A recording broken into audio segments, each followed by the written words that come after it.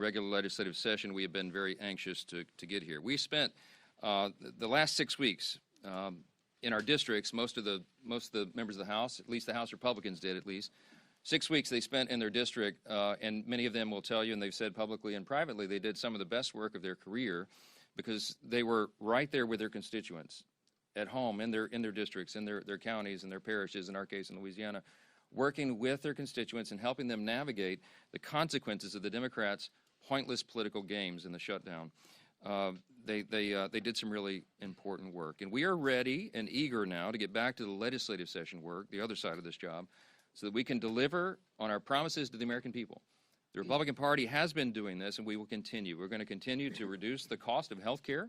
We've got big plans to do that. We're going to continue reducing prices and the cost of living for American families.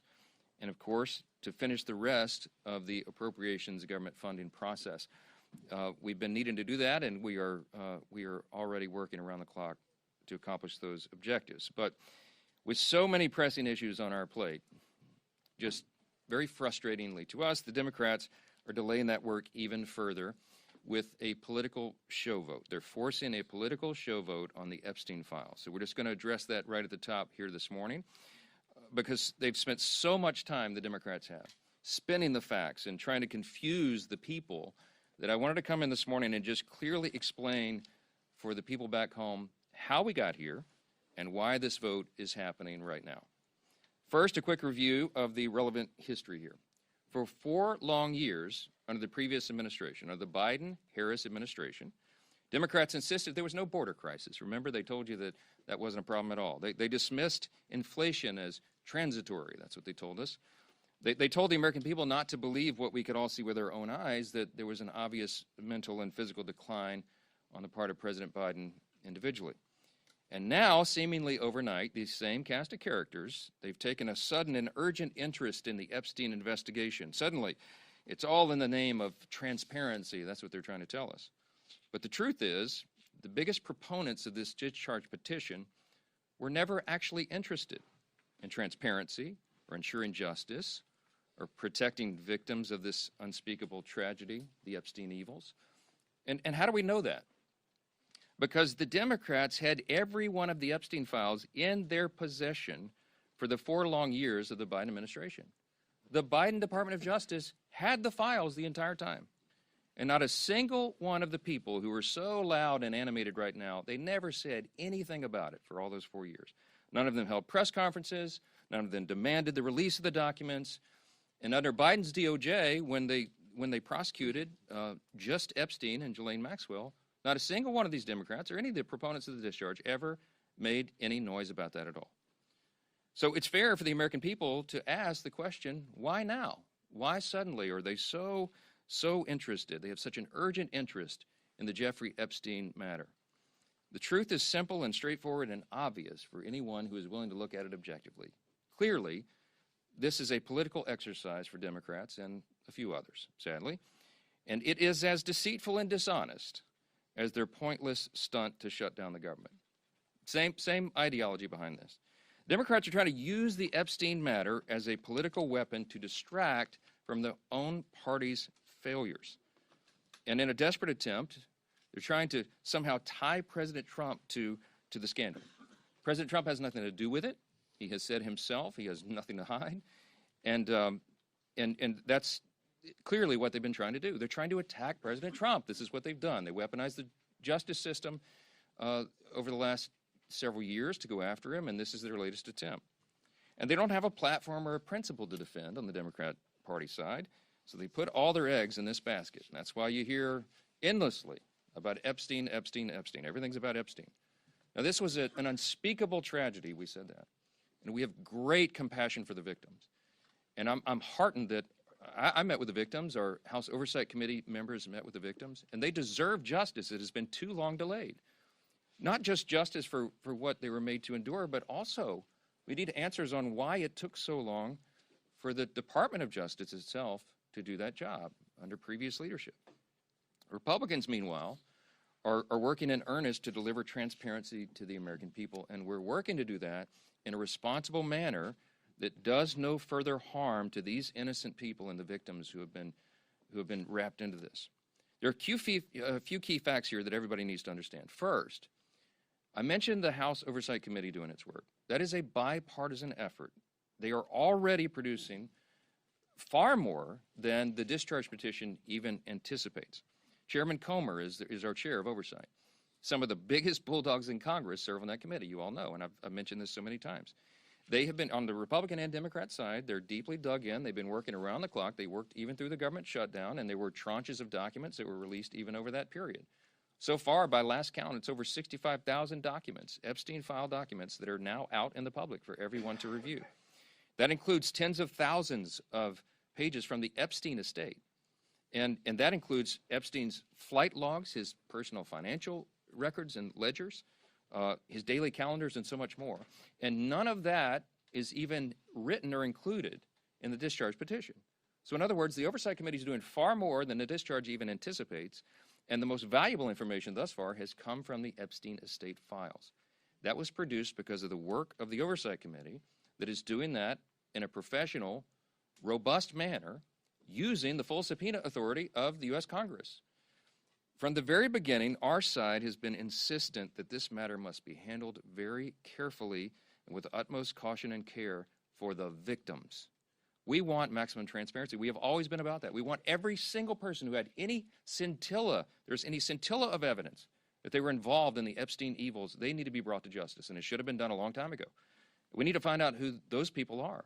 But in the meantime, you have to remember there are real people's, innocent people's lives at stake here, and young victims who don't want to be dragged into this political game because it could hurt further what they've already endured. They would be made to suffer more harm if Congress is not careful in what we're doing.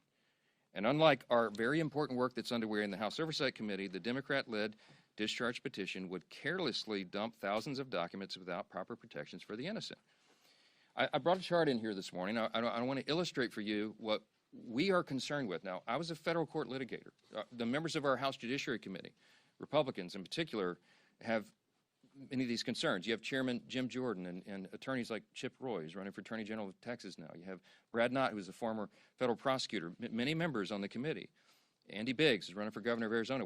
They're lawyers, and they understand that the way the discharge petition was drafted is haphazard and dangerous. This is why we have been opposed to this point, okay? And I could be here for a long time going through all the details of it, but the big concern we've all had all along is that the House bill, if it's passed in its current form and it was signed into law, it is dangerously flawed. And our problem and our frustration is there's no way for us in the House to amend it or correct these problems because the authors of the discharge will not allow it. And that's one of our great frustrations. Let me just very quickly, we have a legal document that the lawyers, we have all drafted to explain all this, but let me give you five quick, maybe the top 5 concerns about it, and there are more. But as drafted, the discharge petition, it fails to fully protect victim privacy. I'm going to read you an excerpt out of our legal document we put together to explain all this. Congress should give the Attorney General broader authority to redact all the victim information. The discharge doesn't do that. This would prevent the release of information that could be used to unmask victims who have chosen to remain anonymous. Now, you have some very brave women who have come forward and put their names and faces out there and done press conferences and explained that justice is overdue, and our hearts go out to them, and they are heroes. But you have as many as 1,000 women, by some of the accounts, who may be caught up in this. And the vast majority of them have not come forward, probably for obvious reasons. They don't want to be unmasked. But the discharge petition doesn't have adequate protections. It risks re-victimizing those who were trafficked and exploited. And the courts have recognized this concern, by the way. I'll read you a quick excerpt. On August 20th of this year, Judge Richard Berman, the Southern District of New York, issued an order denying the DOJ's request to release Epstein grand jury materials, noting, quote, names and identifying information of victims appear in the subject materials, unquote. Judge Berman then quoted a letter related to the victims' concerns, which stated the following, quote, transparency cannot come at the expense of the very people whom the justice system is sworn to protect, unquote. And importantly, the judge quoted a letter from one of the victims. In the proceedings, she is named as Jane Doe 2. She said this is one of the victims, quote, I beg the court to make sure it is of the utmost priority that in any sort of release, all and every detail that could possibly reveal our identities be redacted. The victims of Epstein's evils deserve that protection, and the discharge does not currently provide. Okay? Number two, the discharge petition could create new victims, okay? Because it requires the DOJ to release information even in cases where the DOJ or the FBI has already reviewed it and determined it is not credible. It is false information. Doing this and requiring this to come out could ruin the reputations of completely innocent people, such as those who have may just have known Epstein but knew nothing of his crimes, or whose names he exploited. Think of this, innocent people whose names he exploited and used to try to get close to his intended victims. Their names may be in these files, and they had nothing to do with this. And so by just haphazardly releasing it, you're going to destroy their reputations. Releasing information containing the names of innocent people would subject those innocent people to a guilt by association. It would create an entirely new group of victims who have no means to clear their names. That's a concern of Congress, and it should be. It should be. Number three, the discharge in its current form fails to prohibit the release of child sexual abuse materials. That is a term of art. It's called CSAM, okay? It's defined in the U.S. Code. The discharge is so haphazardly written because, remember, it's just a political exercise for these guys. They don't seem to care about this, but they cited the wrong section of the U.S. Code. So when they say that we don't want child pornography to come out, child sexual abuse materials, of course, we don't want that released. They wrote this thing so quickly that they cited the wrong section. So you know what that means? It means that it doesn't really bestow any real legal authority on the Attorney General to redact those materials. And that would compel the DOJ to release that stuff into the public. Every single person in this room knows that's wrong, and you should stand against it. But that's what the discharge says. Number four, it jeopardizes the future federal investigations of the United States. Why? Because the discharge only allows the Attorney General to redact limited portions of records that could publicly identify individuals who were promised confidentiality. In this scenario, you're talking about whistleblowers. You're talking about confidential informants who came forward and gave information and evidence in exchange for agreeing to have their identities not revealed. Violating confidentiality, imagine the chilling effect that would have on future investigations. Who's going to want to come forward if they think Congress can take a political exercise and reveal their identities? Who's going to come talk to prosecutors? It's very dangerous. It would deter future whistleblowers and informants. And the release of that could also publicly reveal the identity, by the way, of undercover law enforcement officers who are working in future operations. Dangerous stuff, and they seem not to care. And by the way, I'm going to remind you again, we went to the authors. We asked the authors of the discharge to change this, and they said jump in the Potomac, all right? Number five, national security concerns, okay? The discharge requires the Attorney General to release within 30 days, quote, classified information to the maximum extent possible. This ignores the principle that declassification should always rest, and always has rested, with the agency that originated the intelligence. Why? So that they can protect their critical sources and methods. It is incredibly dangerous to demand that officials or employees of the DOJ declassify materials that originated in other agencies, in intelligence agencies.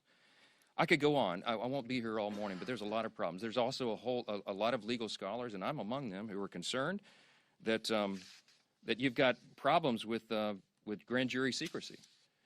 We know Rule 6E of the Federal Rules of Criminal Procedure prohibits the release of grand jury materials, but the way the discharge is drafted, you can make an argument that it requires all that to come out, and that is a serious problem. Grand juries are not adversarial, okay?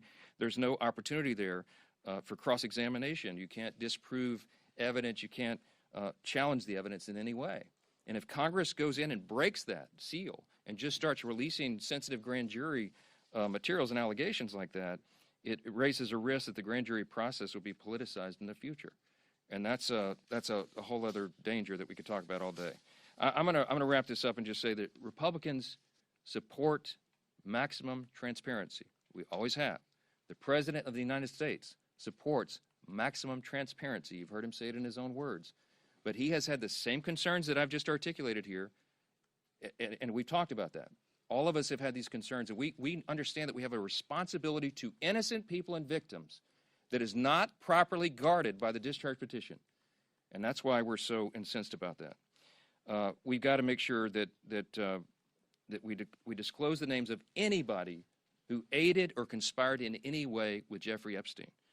But at the same time, you've got to make sure that innocent people are protected. So we have to do this in a way that doesn't violate victim privacy, that doesn't create new victims, that doesn't disclose the names of any whistleblower or informant, that causes the release of grand jury materials or child sexual abuse materials, or undermines our national security. And I think everybody of good conscience and common sense would say, of course you have to do that. But here we are. So the discharge petition got its 218th signature, and it is going to go forward. It is going to pass because it only takes 218. And we know that the Democrats have disregarded all these concerns, and they're going to move it forward anyway. So all the people of good conscience here say, we've registered our concerns, we stated our opposition as long as possible, but we're also for maximum transparency. So what am I to do as a leader in a situation like this? I call my counterpart in the Senate, Leader Thune, and I talked him through this with him and shared our deep concerns. And of course, they share those concerns as well. And so I'm very confident that when this moves forward in the process, if and when it is processed in the Senate, which there's no certainty that that will be, that they will take the time methodically to do what we have not been allowed to do in the House, to amend this discharge petition and to make sure that these protections are there. The authors of the discharge did not allow us to do that here. That's the rules here. But in the Senate, they can correct it.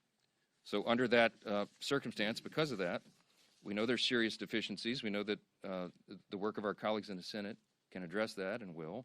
They're very conscientious and concerned, as we are, about all this. As we've insisted from the very beginning, Republicans are the only party trying to make a material difference in ensuring maximum transparency. Oh, by the way, I'll just tell you, I put the bill on the floor for unanimous consent last Wednesday night. And guess who objected to it? The Democrats, okay? If this is so urgent and they were so concerned about getting this done and seeing justice be done and all that, they would not have blocked the request, okay? This is about politics. They blocked our unanimous consent motion to expedite their bill and made us waste all this additional time so they could have a show vote today. Republicans are ready to get the job done, to move forward so we can continue to get on to these important issues of dealing with what the American people demand and deserve for us to deal with. And so I want to leave you with this thought. Everybody should think long and hard about who here is acting truthfully, honestly, and in good faith. It is not the Democrat Party that has obfuscated and blatantly lied for the last 4 years about all these things. It is not the Democrats who shut down the government for their own selfish political purposes. It is not the Democrats who blocked the passage of this discharge a week ago because they wanted to have a political moment. It is the Republicans who are acting in good faith, and I believe the American people are going to see that and understand it. I'm going to vote to move this forward. I think it could be close to a unanimous vote because everybody here, all the Republicans, want to go on record to show they're for maximum transparency, but they also want to note that we're demanding that this stuff get corrected before it is ever moves through the process and is completed. I sincerely hope my Democrat colleagues will show the same level of urgency and enthusiasm when it comes to tackling the real issues facing the country that we got to get to, and that's what we really wanted to talk about this morning. Affordability issues are real, and the Democrats themselves created the crisis. Remember, over the last 4 years of the Biden administration, they spent like drunken sailors, and when you throw a bunch of new money into the system, it makes inflation rise, right? Republicans are ready and eager to continue our work to clean up the mess that the Democrats made. We've been doing that already, and we're going to continue to do it. Joining the leadership team this morning to discuss our record-setting success and our continued efforts to bring back affordability, to lower the cost of living, to lower the cost of health care, and have abundant American energy are two of our Republican colleagues who are leading the charge on this issue. And Chairman Brett Guthrie, you'll hear from in a moment, from Energy and Commerce, will speak with you, and Congressman Nick Begich of Alaska, great state of Alaska, is going to address it as well. But I'll first turn it over to our chair of our conference, Lisa McClain. Thank you. Well, good morning, everybody, and welcome back. So let me start with this. House Republicans will not allow Democrats to distract us. And we will not allow any more obstructions to stop us from doing the work of the American people. Because the American people sent us here to do a job, and that's what we intend to do. The Democrats' shutdown never stopped us. The countless witch hunts against President Trump never stopped us either. And the latest discharge petition is just another Democrat distraction. And I can assure you that won't stop us either, because the American people actually expect us to do our jobs and not to distract and obstruct. For more than 40 days, Democrats inflicted needless pain on hardworking Americans. And I ask you this, for what? For what did all of these Americans suffer pain? They did it to use the American people's pain as political leverage. And let that sink in for a second. And don't take my word for it, take Catherine Clark's word for that. They used the leverage for $1.5 trillion of a wish list for that Americans' families just simply can't afford. But Democrats, they didn't get a single one of their demands because House Republicans actually stayed united. And now we're taking that momentum into the fight that matters most to the American people. This week, House Republicans will pass consequential bills to make energy costs more affordable. Bills that will lower energy costs for hardworking families, bills that will build on the work that we've achieved to unleash American energy that we passed in the Working Families Tax Cuts. Bills that increase energy production, which you'll hear from Representative Begich and Chairman Guthrie, that cut red tape and drive down prices for every single American. And contrast that to what will the Democrats do? They will almost certainly vote no. But ask yourself why. Why? It's because their radical left won't let them vote yes. So again, Republicans want to bring down energy costs. That's why we will vote yes on the bill. Democrats have a lot of talking points, but their actions will say no. We don't want to bring down energy costs for Americans, and they will vote no, right? So at some point, y'all need to ask the Democrats, when will your actions match your words? Because they don't.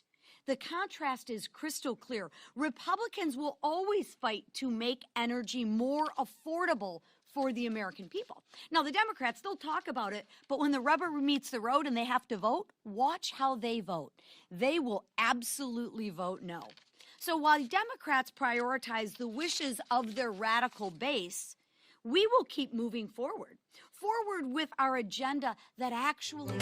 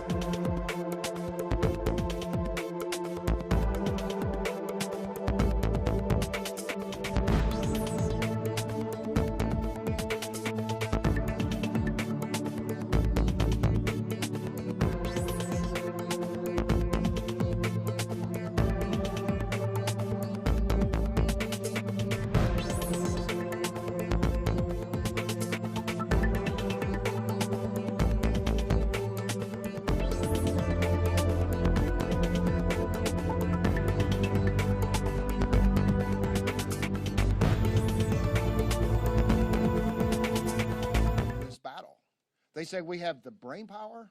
Americans have the brain power. We have the money.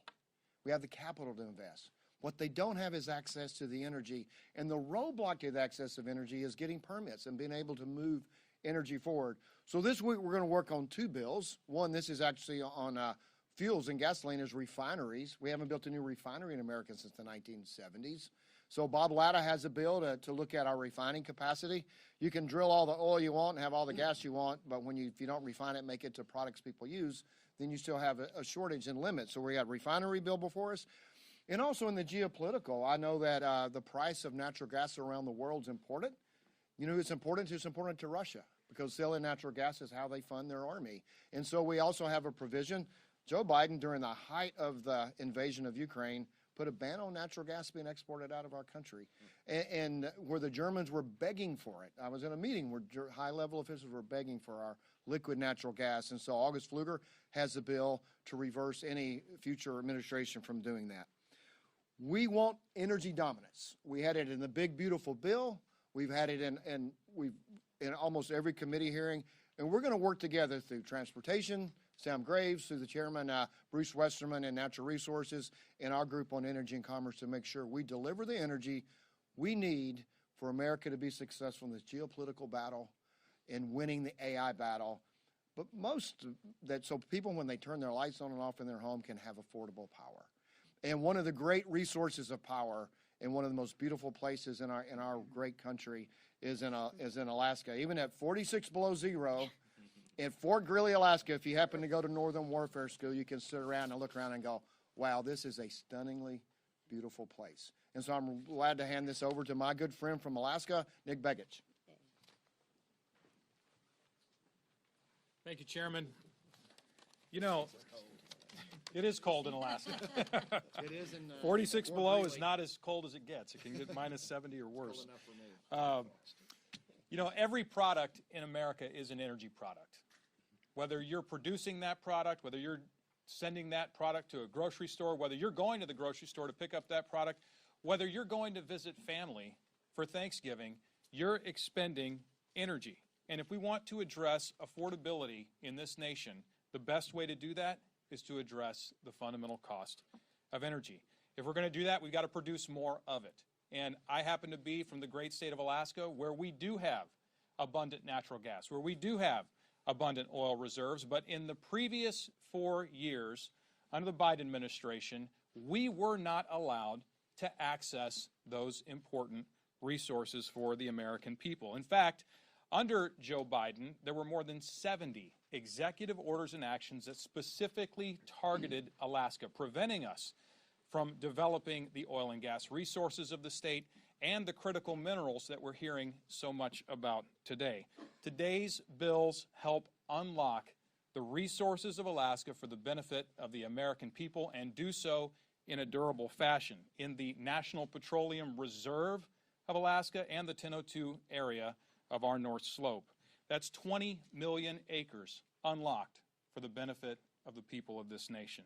And I want to thank the leadership team who has prioritized affordability in this country again, who understands that affordability begins with resources and our ability to add value to those resources.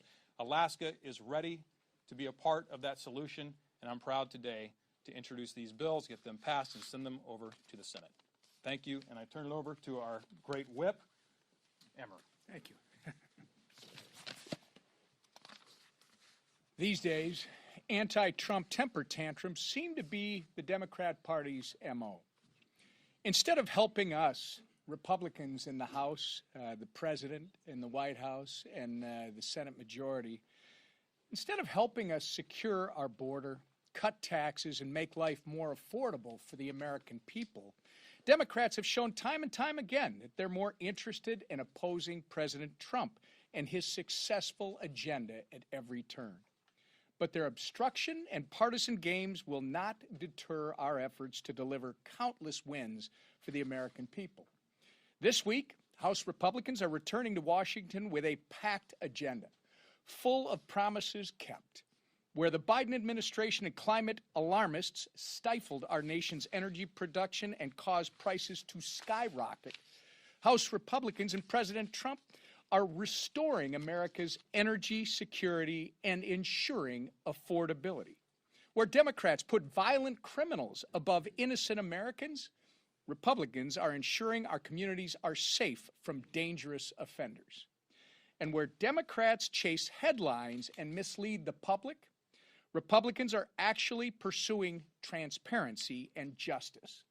The contrast could not be more clear. Republicans govern, Democrats obstruct. We already passed the largest middle-class tax cut in American history with absolutely no help from Democrats. And that was just the beginning. Now, as you see, that we're back from this ridiculous, needless shutdown caused by Democrats, we're moving full steam ahead to make up for the days that they have taken away with their delusional shutdown. And with that, I'll turn it over to our leader, Steve Scalise. Well, thank you, Whip. And it's good to be back. It's good to have the Democrat shutdown ended and the pain, the suffering that went on for way too long finally be over. And now to see the House back doing its business. And, of course, we missed a few weeks, and so we're making up for lost time. We have a very robust schedule this week. As you can see, full 5-day work week. We're going to be working and having some late-night votes. Today we have 3 vote series going into the night, and our members have rolled up their sleeves and are ready to get back to work, too. The committees are going to be meeting into the night this week and beyond to catch up and get back to focusing on those issues that we've been fighting for this entire Congress, and that is fighting for those families who have been struggling under the failed Biden agenda. All we saw under the Biden and Democrat agenda was higher costs for families, higher inflation, higher interest rates, open borders, chaos around the world. And President Trump has reversed that quickly. As you look at all of the things that this president has done, working with this Congress, we have been focused on fixing the problems that Biden created and then really setting a new course, getting this country back on track, lowering costs for families. You heard Chairman Guthrie and Congressman Begich talk about this great energy agenda that we're continuing to deliver on. Of course, in the Working Families Tax Cut, so we had a lot of provisions in that bill, in fact, that Congressman Begich himself brought forward to open up areas in Alaska. I walked the Alaskan pipeline in Section 1002 of the North Slope, and to see all of the ability to produce energy in America that had been shut down under Joe Biden. We couldn't even produce the energy we know we have here in America because of stupid policies by the Biden administration. And we've been reversing that. Many of those provisions that Congressman Begich campaigned on, he already delivered on in the Working Families Tax Cut, but there's more to do. And so we're bringing some of those bills to the floor this week. You're going to see the Department of Interior probably this week, hopefully in the next 2 weeks, roll out their 5-year leasing plan for the Gulf of America. Again, something that President Biden shut down that drove investment to foreign countries. We saw billions of dollars of energy investment moving to foreign countries because Biden shut down America. Well, America's open up for business again. And that means more jobs here in America, but really importantly for families, lower energy costs. And energy costs affect everything that we do. When you go to the grocery store, lower energy costs mean lower food costs for families. And so we're going to keep delivering on that agenda. Obviously, this week, it's going to be a very aggressive schedule, and we're going to continue to move bills in the future. Something else the Democrats broke, we talked about this a lot during the shutdown here at this podium, and that is the health care crisis in America. The current law in health care is the Affordable Care Act. I think everybody would recognize it's unaffordable for millions of American families. And yet they have dumped more families into that plan, and the cost increase are evident. 80% increase in costs for families since Obamacare passed. And yet, as the Affordable Care Act has failed to work for families, Democrats continue to try to shove hundreds of billions of dollars more into that failed program and not giving relief to families, but giving COVID subsidies to insurance companies. That's what Democrats were fighting for. You saw President Trump today saying, one of the things we want to do as Republicans is give those tax credits to families, not to insurance companies like Democrats want to do, but to give it to families. We've been working before the shutdown with our 3 relevant committees, Chairman Guthrie's committee in Energy and Commerce, Chairman Jason Smith in Ways and Means, and Chairman Wahlberg over in Education and Workforce. The 3 committees that work on healthcare policy to focus on legislation that would actually lower costs for families and give families options so they're not trapped in the Unaffordable Care Act policies that drive up their premiums. And so we've brought bills. We had some of those we talked about in the working families tax cuts that didn't make it all the way through the process. We're going to be coming back to that. We moved PBM reform last year, very bipartisan bill that Chuck Schumer sat on because he and Democrats don't want to lower costs for families. We do. And we're going to keep bringing those bills over the next few months. We're working with all of our members. We talked about it again today in conference. But we've been working on it for months. We've been bringing bills to the floor. And Democrats, sadly, have walked away from this because all they want to do is force people into unaffordable products, the Unaffordable Care Act. They want families to have to pay more in premiums because they want a single-payer, government-run healthcare system. It has failed the American people, and they deserve better, and we're going to deliver better for American families. And finally, today we released the calendar for next year, so I know you're all interested in what that's going to be. We're going to have a very busy agenda next year. We're going to continue to deliver here in this Congress for American families. We've got a lot to do this year, and we're going to be doing a lot more this year. But we're also going to have a very busy agenda next year. Democrats they're in disarray right now as a party, but they've got to decide. They're going to work with us here in this Congress to actually deliver for the American people. Are they going to continue to have, as the Speaker talked about, that Trump derangement syndrome? All they do is wake up every day and say, how can they oppose Donald Trump, no matter what he wants to do? When Donald Trump wants to help families, all they do is wake up and say, what is he doing? And they try to do the opposite because the radical Mondami wing of the party just wants to fight President Trump. Well, that's not where America is. America wants to get results. America believes in common sense. We're going to have a resolution Friday that says we stand up against socialism and the atrocities of it. It's not just the bad policies. It's led to murder all around the world where it's been tried. And they don't teach that history, unfortunately, enough in our schools. And so a lot of young people don't even get exposed to the atrocities of socialism. But we'll surely be talking about it and voting on it this Friday. A pretty easy vote, I think, for most people. Hopefully they say, no, we believe in freedom, opportunity, and we stand against socialism. We're going to have that opportunity this week as well, while we're also focusing on affordability. With that, I'm sure you may have a couple of questions for the Speaker of the House, Mike Johnson. Thanks, sir. Speaker Johnson, the president campaigned on this idea of transparency. In the name of transparency, he released the MLK files. In the name of transparency, he released the JFK files. Why not, in the name of transparency, call on the president to just release the full Epstein files? He doesn't even need Congress to have this vote. Well, the president's made very clear his position over the last few days. His truth post over the weekend and what he said. I mean, he had a press gaggle yesterday. He said the same thing. He says release all the files. He's been saying that.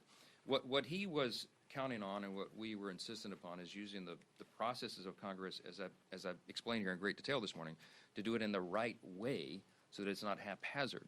And Congress has a role to do that. The Oversight Committee is the appropriate place for this to be done, and that is what is happening right now, as you've all seen. And so we preferred that route. And by the way, as I mentioned, that route is more comprehensive than anything the discharge petition would accomplish anyway, because it didn't even mention the Epstein files and some of these other things, I mean the estate files. So we want the process to play out. We want it to be done in the right way. We want to do it in a way that doesn't jeopardize our legal system and doesn't inflict more harm on victims. And the president is resolute on that, as we have been, and that's why we oppose this gambit from the beginning. Yes, Speaker. Do you acknowledge that by voting for this distribution today, that is a reversal for you, that you could have put this on the floor months ago and may not have even needed to have a discharge petition if you had supported it months ago? It's not a reversal, as I just explained. We had big problems with the discharge from the moment it was filed.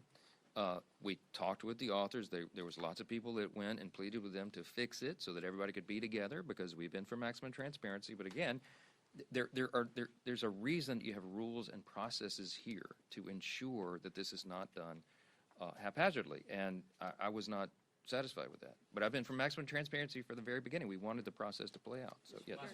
I understand where you're coming from with your concerns with the discharge petition. I also understand your want for transparency in this case. You've been very clear on both those fronts for weeks.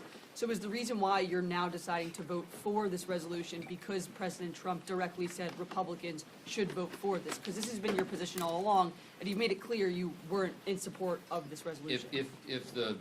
If and when the discharge reaches the 218th signature, it'll be forced. And the forcing mechanism here prevents the very deliberate, professional, careful manner in which Congress is supposed to do this. I lament that. That's why I'd been opposed to it all along.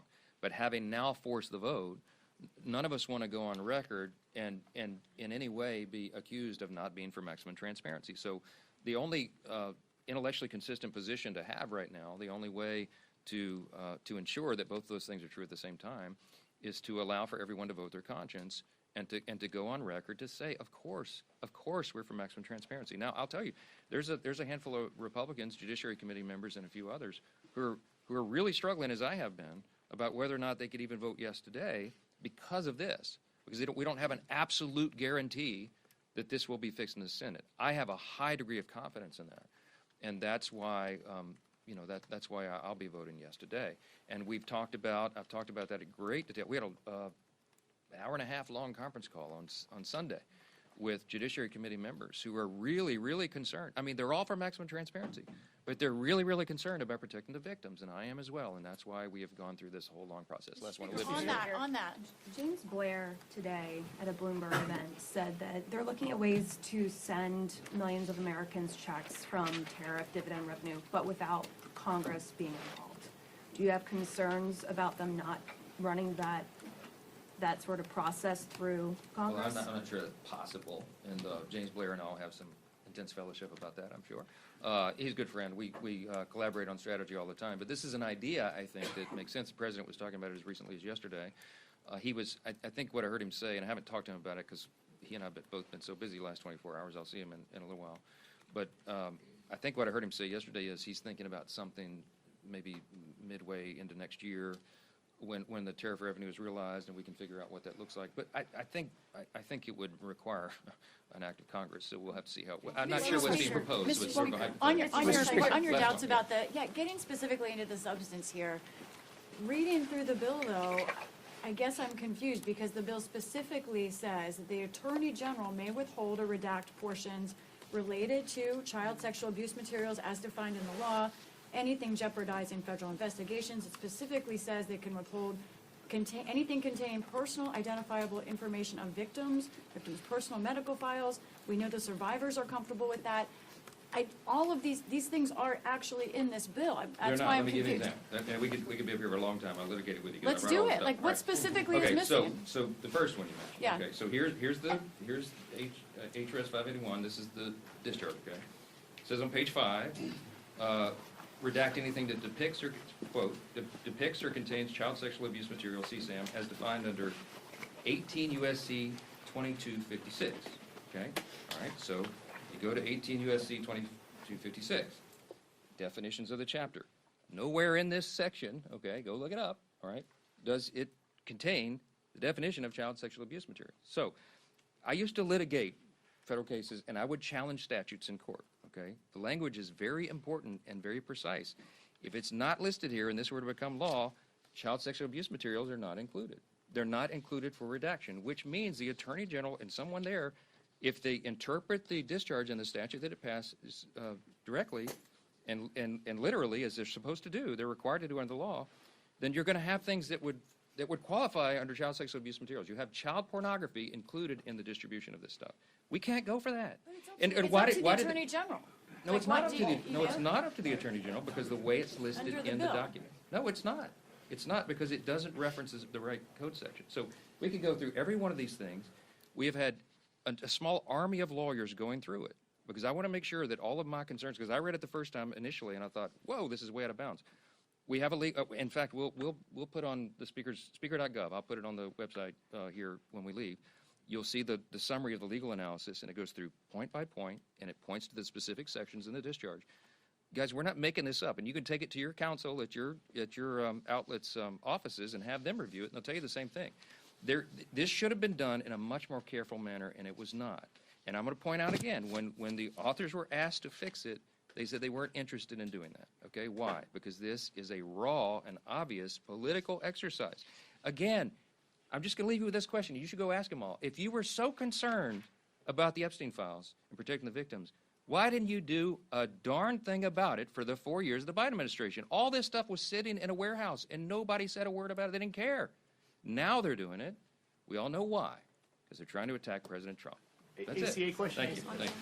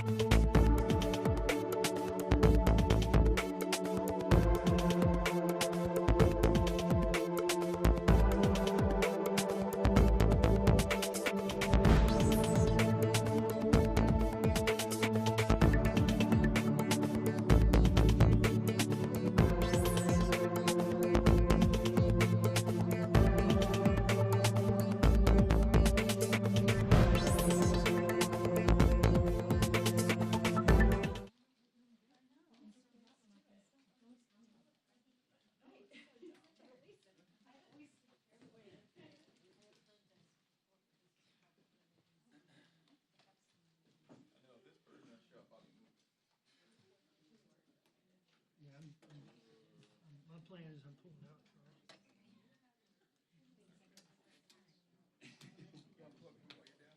Unplug this one.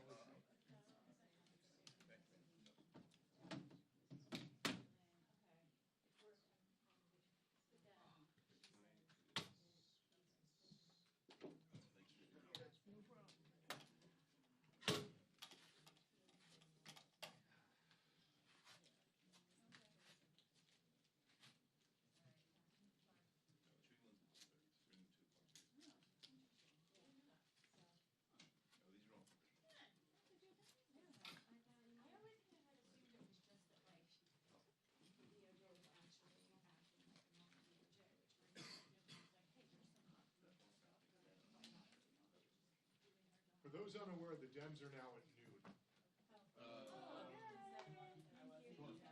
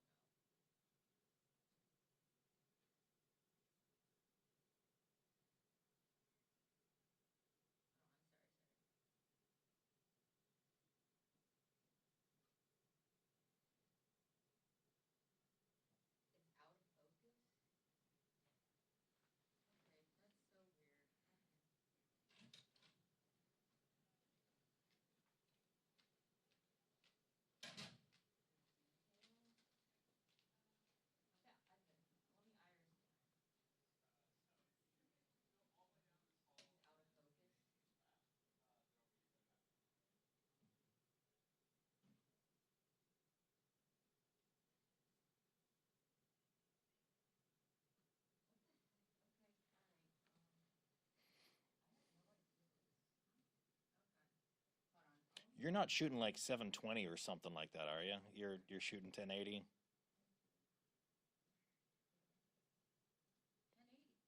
Yeah. Okay. I don't know. I'm just trying to think because it looks fine in your camera. I don't know why it would be.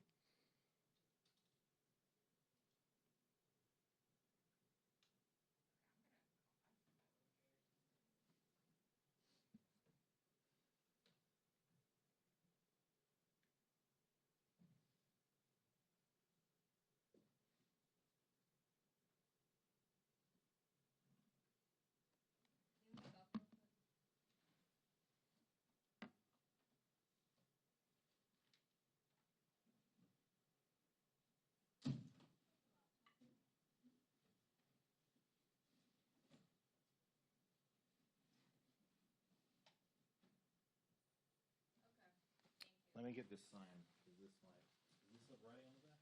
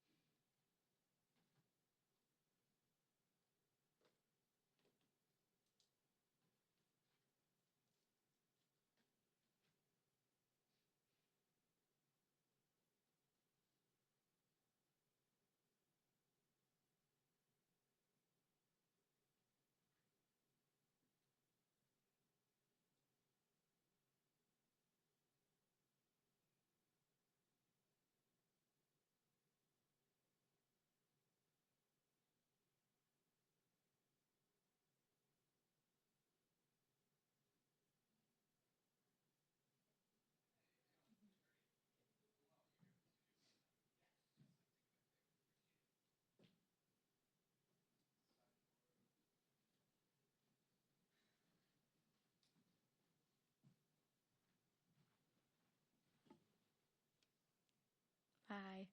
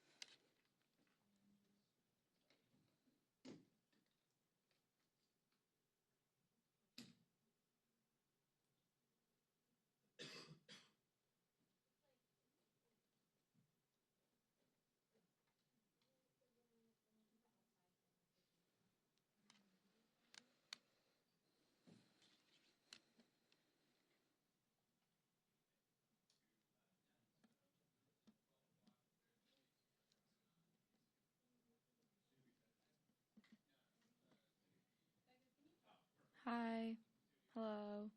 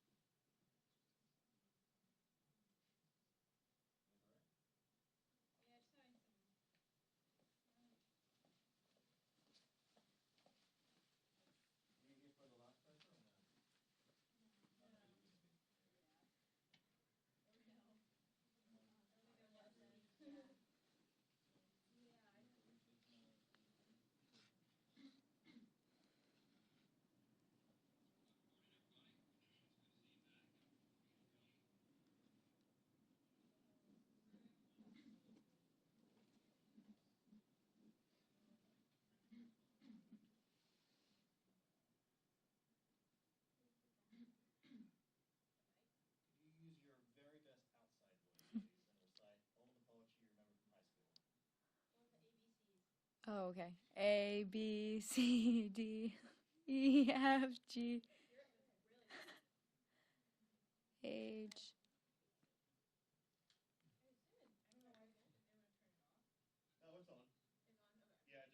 Hi, hi. You guys look really great from over here.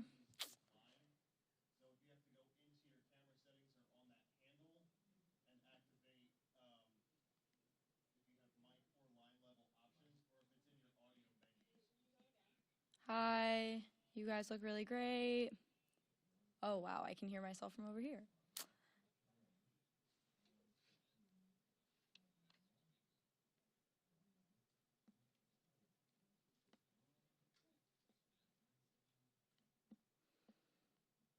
Hello. Nice to see you guys.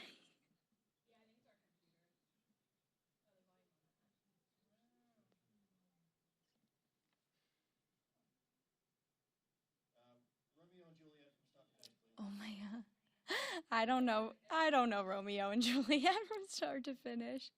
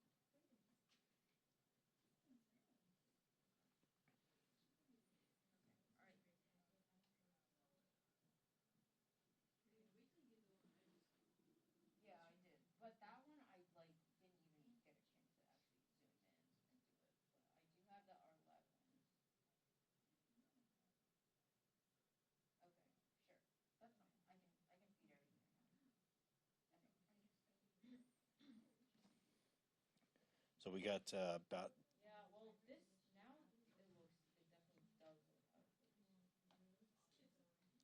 got 10 minutes before the presser starts.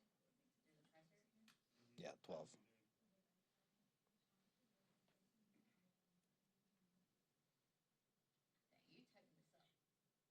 Had breakfast.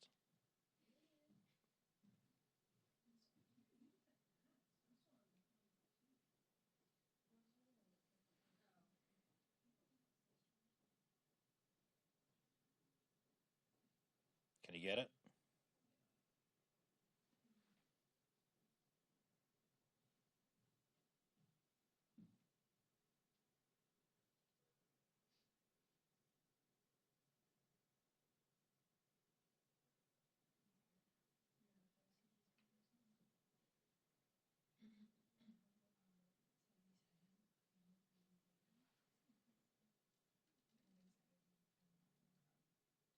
All right, I'm just gonna.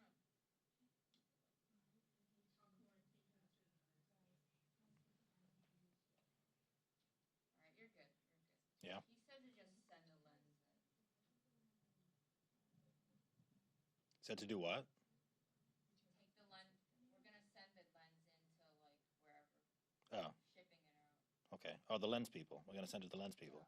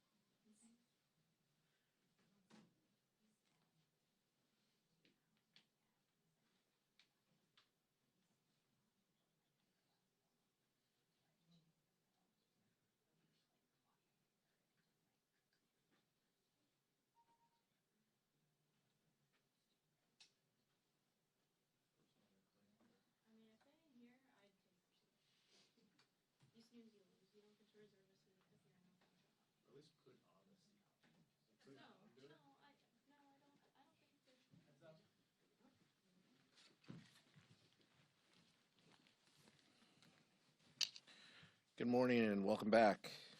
As we come back into session following Republicans' nearly 2-month taxpayer-paid vacation, House Democrats' top priority remains the same: lowering health care costs for the American people. For months, Republicans have wasted time by refusing to negotiate with Democrats on a deal that would extend the Affordable Care Act tax credits. These tax credits allow hardworking families to see their doctors when they get sick, get medication, or have life-saving surgeries. If Republicans let these credits expire, millions of Americans in red, blue, and purple districts will be forced to make incredibly difficult financial decisions or be priced out of health care altogether. An example, in my district, Amy in Redlands is a small business owner. She told me that her health care would jump from $650 per month to $2,000 per month. Amy said she doesn't know if she'd be able to afford her living expenses, let alone this increase. Unfortunately, this is not a unique example around the country. As the richest nation in the world, we cannot allow this to happen. For years, Republicans have been hell-bent on repealing the Affordable Care Act, but have no replacement plan. Donald Trump and Republicans have already created a massive health care crisis in this country with their big ugly law, the largest health care cut in the United States history. By failing to extend the Affordable Care Act tax credits, Republicans will only exacerbate this. The time to act is now. We should get going to that. Vice Chair Ted Lieu. Thank you, Chairman Aguilar. So Republicans have continued to attack health care. They passed a law and enacted policies to make health care more expensive. They made deep cuts to Medicaid. There's a $500 billion cut slated for Medicare, and the Affordable Care Act is going to dramatically increase because of Republicans' attacks on health care. Yesterday, a Gallup poll came out showing that this is now weighing on American people's minds in a very big way. Nearly half of the American people, 47%, believe they cannot afford health care next year. And then Gallup asked a second question about drug prices. And 1 in 5 Americans say they or one of their family members can no longer afford prescription drugs. That is the highest that survey has ever recorded since they asked that question. And so we're asking Donald Trump Republicans to get serious and work with Democrats on bringing down healthcare costs instead of increasing healthcare costs. And nothing Republicans are doing this week is going to help reduce the cost of healthcare.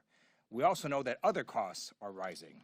And so they put out a statistic about consumer price index changes to groceries from January to September of this year. It shows that coffee increased 15.3%, ground beef increased 14.2%, and bananas increased 7.9%. So Trump's tariffs and the rubber stamp Republican House members are increasing costs at grocery stores as well. We recently saw that the Trump administration is going to lower tariffs on some grocery items. That is finally an acknowledgement that Donald Trump has been lying to American people all along. Tariffs, in fact, are not paid by foreign countries. They're paid by Americans. That's why grocery prices have gone up, and that's why they're going to continue to go up, because most tariffs are still on a lot of grocery items and a lot of products. We're asking Donald Trump to stop these tax increases on Americans and deal with affordability, which is at the top of Americans' minds. Questions? Michael. Thank you, Mr. Chairman. So I know as chairman, you really focus on keeping, family business in-house. You often talk about having family conversations, in caucus meeting. But yesterday on the House floor, we saw, some really intense conversations between, members of the caucus lobbying, their frustration at Congresswoman Marie Gluesenkamp-Perez for the Garcia disapproval resolution. I'm curious, with this vote coming up, is this an episode that House Democrats can naturally move on from and get back to talking about affordability and healthcare and all of the things that you want to talk about? Or will there be some residue that you all will need to work behind the scenes to address before going forward? Well, I always respect that members have different viewpoints on issues. That's the difference between the Democratic caucus and the Republican conference. We're a coalition. We're a community. We're not a cult. We all just don't have one view if one person says we have a view. All that said, we disagree with the resolution that's being offered, and we should be talking about issues that affect the American people, including the healthcare crisis and the affordability crisis that we're in. All that said, this did not come up in caucus. This was not raised by any member in caucus. So we are all on the same page. We know what is in front of us. We also know the ridiculousness of the Republican calendar. They called us back, big show of having 5 days in session this week. We're voting on rehashed items from years past. This is the ghost of Christmas past coming back. CRAs and resolutions that have no basis in helping the American people. That should be our guiding point. That should be the focus of what we're doing here. And I don't think that's lost on the Democratic caucus. We're united. We're focused. We also know that in 50 weeks we'll have a true test of where we are, and we need to keep our eye on that ball and make positive change for the American people, and that can only happen with true accountability and oversight that we will do when we were in the majority. Eric? Can you comment more on this idea of $2,000 rebate checks that they're talking about at the White House? Would you guys support that in any way? I think it's incredibly clear. We have supported rebate checks. We could talk about the child tax credit and making the child tax credit refundable, which is what we did when Democrats were in control. We aren't new to this. There are tried and true strategies that put money in people's pockets quickly so families can use it. What they are talking now is strictly a diversionary tactic because and a reaction to the past election where they got crushed on affordability and now they're trying to overcompensate. As the vice chair mentioned, these tariffs are a direct tax on the American people. And now they think the American people aren't paying attention enough to say, oh, well, you're going to give us a small rebate check while charging us thousands of dollars in increased costs. The American people are smarter than that. The American people see through that, and we will continue to talk about the affordability crisis that this president has perpetuated, not inherited. He has perpetuated this by adding costs, adding tariffs to the American people. That is real. That is not theoretical.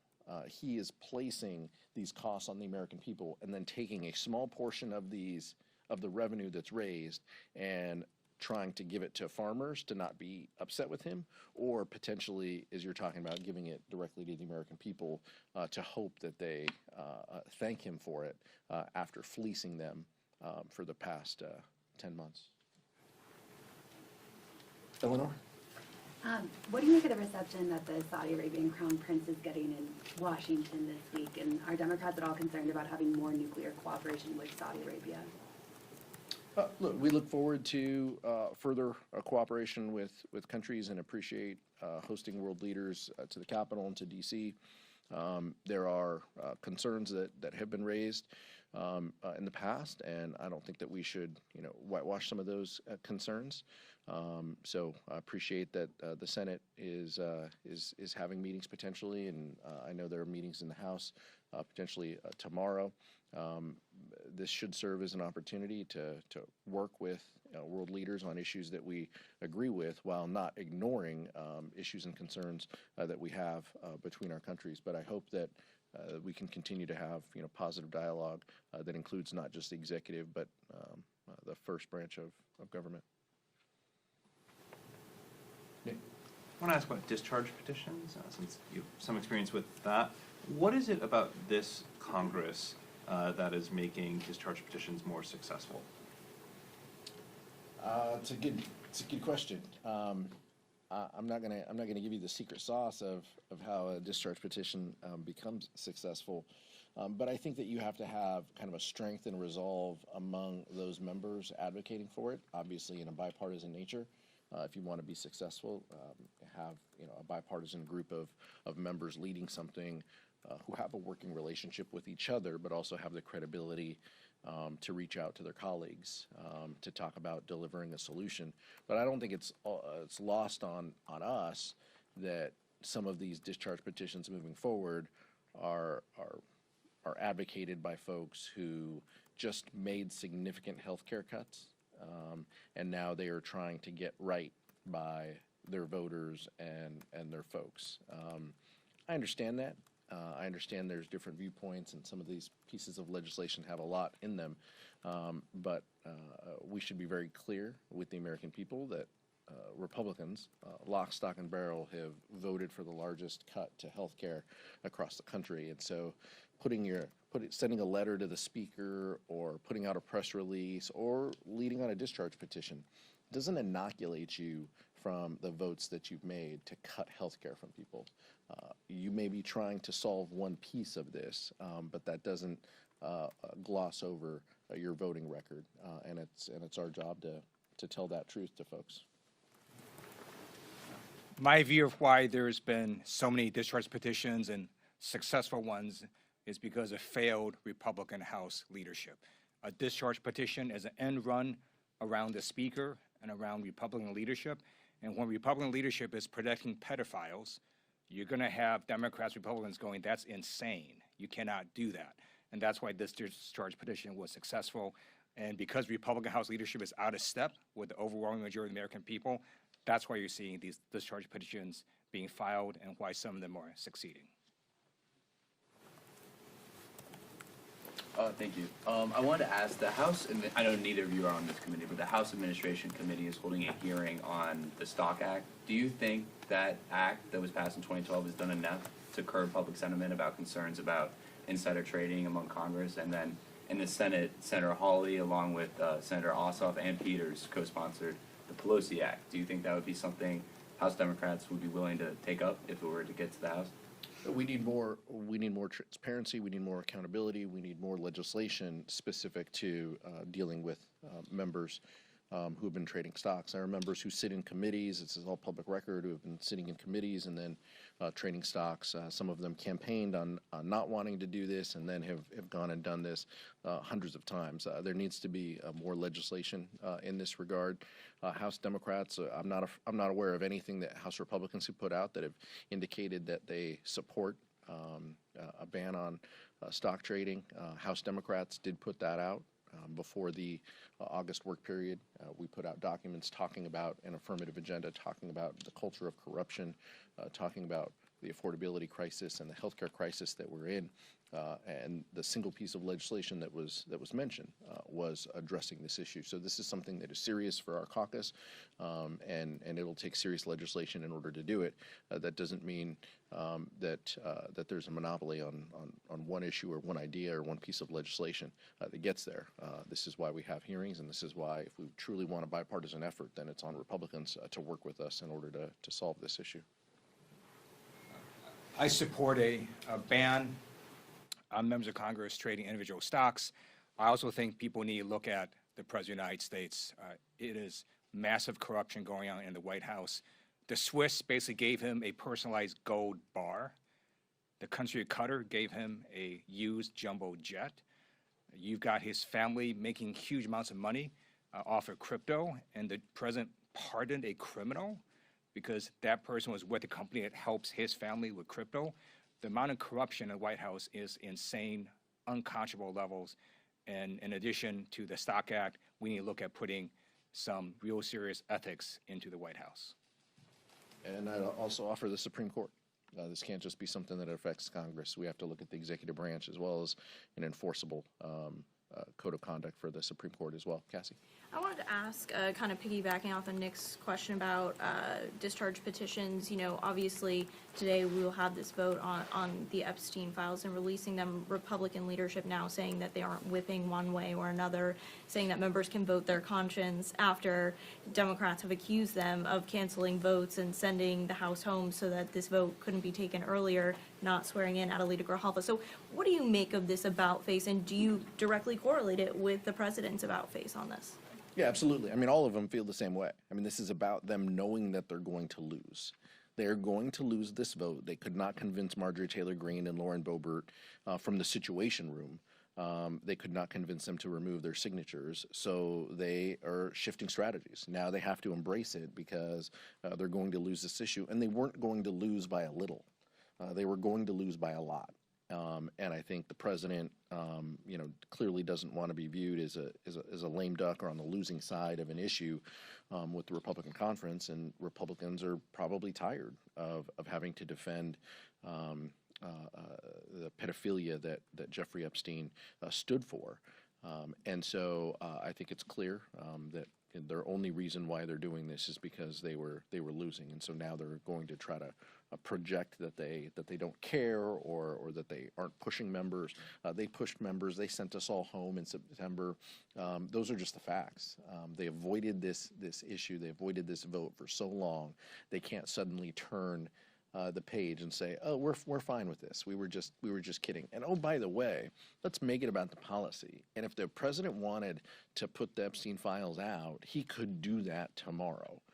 He is choosing not to. He is also choosing to have his Department of Justice not answer a lawful subpoena by Democrats and Republicans who voted in the Government Oversight and Reform to send documents to that committee. So the president has made choices here.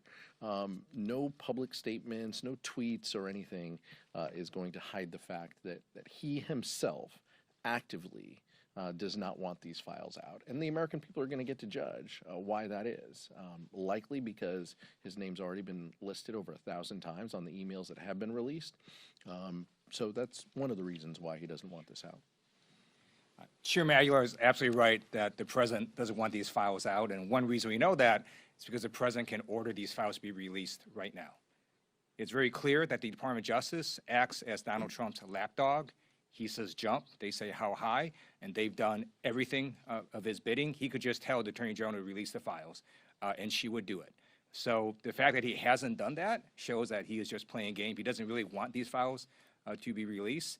And the other reason that the discharge petition succeeded and that Speaker Johnson and the president appear to have reversed is because Republicans got their asses kicked earlier this month in the elections. Democrats didn't just win in blue states like Virginia and California and New Jersey. Democrats won in every state in which there was an election: Georgia, Mississippi, Pennsylvania, Maine. And the Republicans have noticed, and now you see more Republicans standing up to Donald Trump, who is now a weight and anchor on the Republican Party, and you see Republicans showing more courage to stand up for the American people to finally do the right thing. Rep. Andy Harris this morning said that the House Freedom Caucus will be introducing a censure against Delegate Stacey Plaskett over her ties to Jeffrey Epstein. Your response to questions about Democratic ties to him? All of the documents should be released, and nobody should have anything to hide.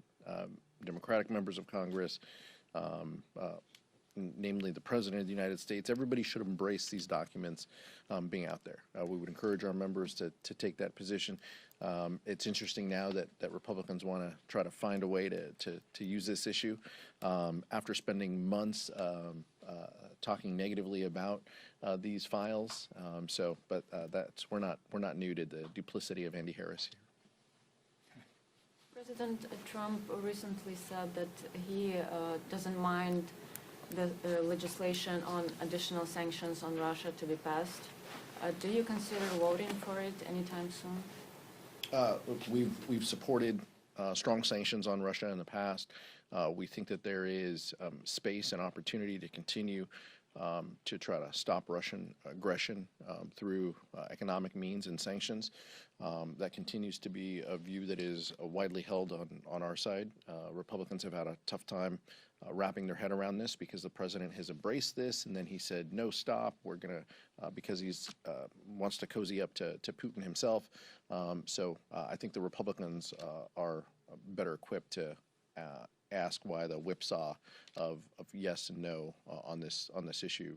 House Democrats would support and look over anything that moves the needle to offer support to Ukrainian people and to put real screws to what Russia is doing on the economic side. So that continues to be a view that is widely held. We'll see if Republicans advance something that has support. The only way to end the Ukraine-Russia conflict is to stop Vladimir Putin. And you can do that by defeating his troops on the battlefield. You can do that by increasing pressure economically through sanctions. And the United States and Europe should be doing all of that. Because it should be obvious over the years, you're not going to get Putin to negotiating table unless he is stopped. And that's why we need to give Ukraine maximum support. Thank you.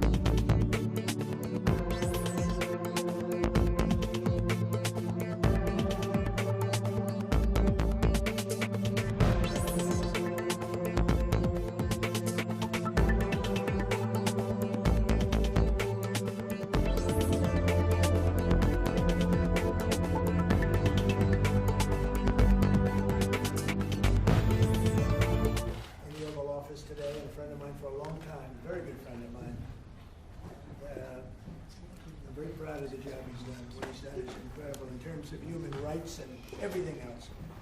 And he's the crown prince, the future king, and I just want to pay my greatest respect to your father, King, who is an amazing man. I met him early on. Meet him at the airport at an age that was pretty high up there, and it was about 117 degrees, and he was standing on the red carpet as I came out of the plane, and he's amazing. And when I met his brilliant son, it was at the Oval Office, and shortly thereafter, you came in representing the country, and I called the father. I said, "This guy is fantastic." And I don't know if that helped you or hurt you, but obviously it couldn't have hurt you much, because here you are, right? And we had a great meeting, and the office has changed quite a bit. and we inherited a mess. You actually told me you thought the country was in big trouble. I'm not going to use the exact word that you use. I refuse to say that you thought our country was dead a year and a half, 2 years ago. But our country was in trouble, and now we have the hottest country in the world. You said that also. And we do. We have the United States is right now the hottest country in the world. And between the tariffs and the election, November 5th election, we've done things that nobody can believe. $21 trillion will be the amount invested in the United States or committed to invest in 1 year. So I'm here 9 months, and we're up to almost $18 trillion. Biden, as an example, the Biden administration, if you call it that, to me, it was the Biden lack of administration. They were less than $1 trillion for 4 years. We're going to be $21 trillion for 1 year. I think that's hard to believe. The biggest in history was a certain country, $3 trillion. We're going to be $21 trillion. On top of that, prices are coming down. We inherited a mess with high prices. The worst inflation in the history of our country. We had inflation that was a single 4 years, the worst inflation in the history of the United States. Gas prices through the roof, and that's after destroying our petroleum reserve, which was meant for wars and big emergencies, not to try and win an election. They opened up the reserve so that people get $3 less in gasoline, and it didn't work. They got about 3 cents less, because as big as those reserves are, they're peanuts when you're talking about that kind of traffic. And we're rebuilding the reserves. We're doing all of this, and we've done a job. We're also bringing down prices very substantially, and we've already brought them down very, very substantially. Gasoline is way down. I think you'll be seeing $2 gasoline, but we're now at $2.50, $2.45. Some are lower than that. It was $4.50, $5, $6, $3.50, $3.75. Under Biden, all different numbers, but way high. And we have energy way down. But the biggest thing to me, because I know what it means in jobs, is the fact that we're at over $17 trillion, Scott, and we expect to be around $20, $21 trillion in 1 year. And that's many times bigger than, in history, the highest number was $3 trillion. And we're going to be at $21 trillion. That means new plants, new AI, new auto plants. We have auto plants coming in from Canada, from Mexico, from Germany, from Japan. Toyota just agreed to invest $10 billion on new auto plants, all American workers.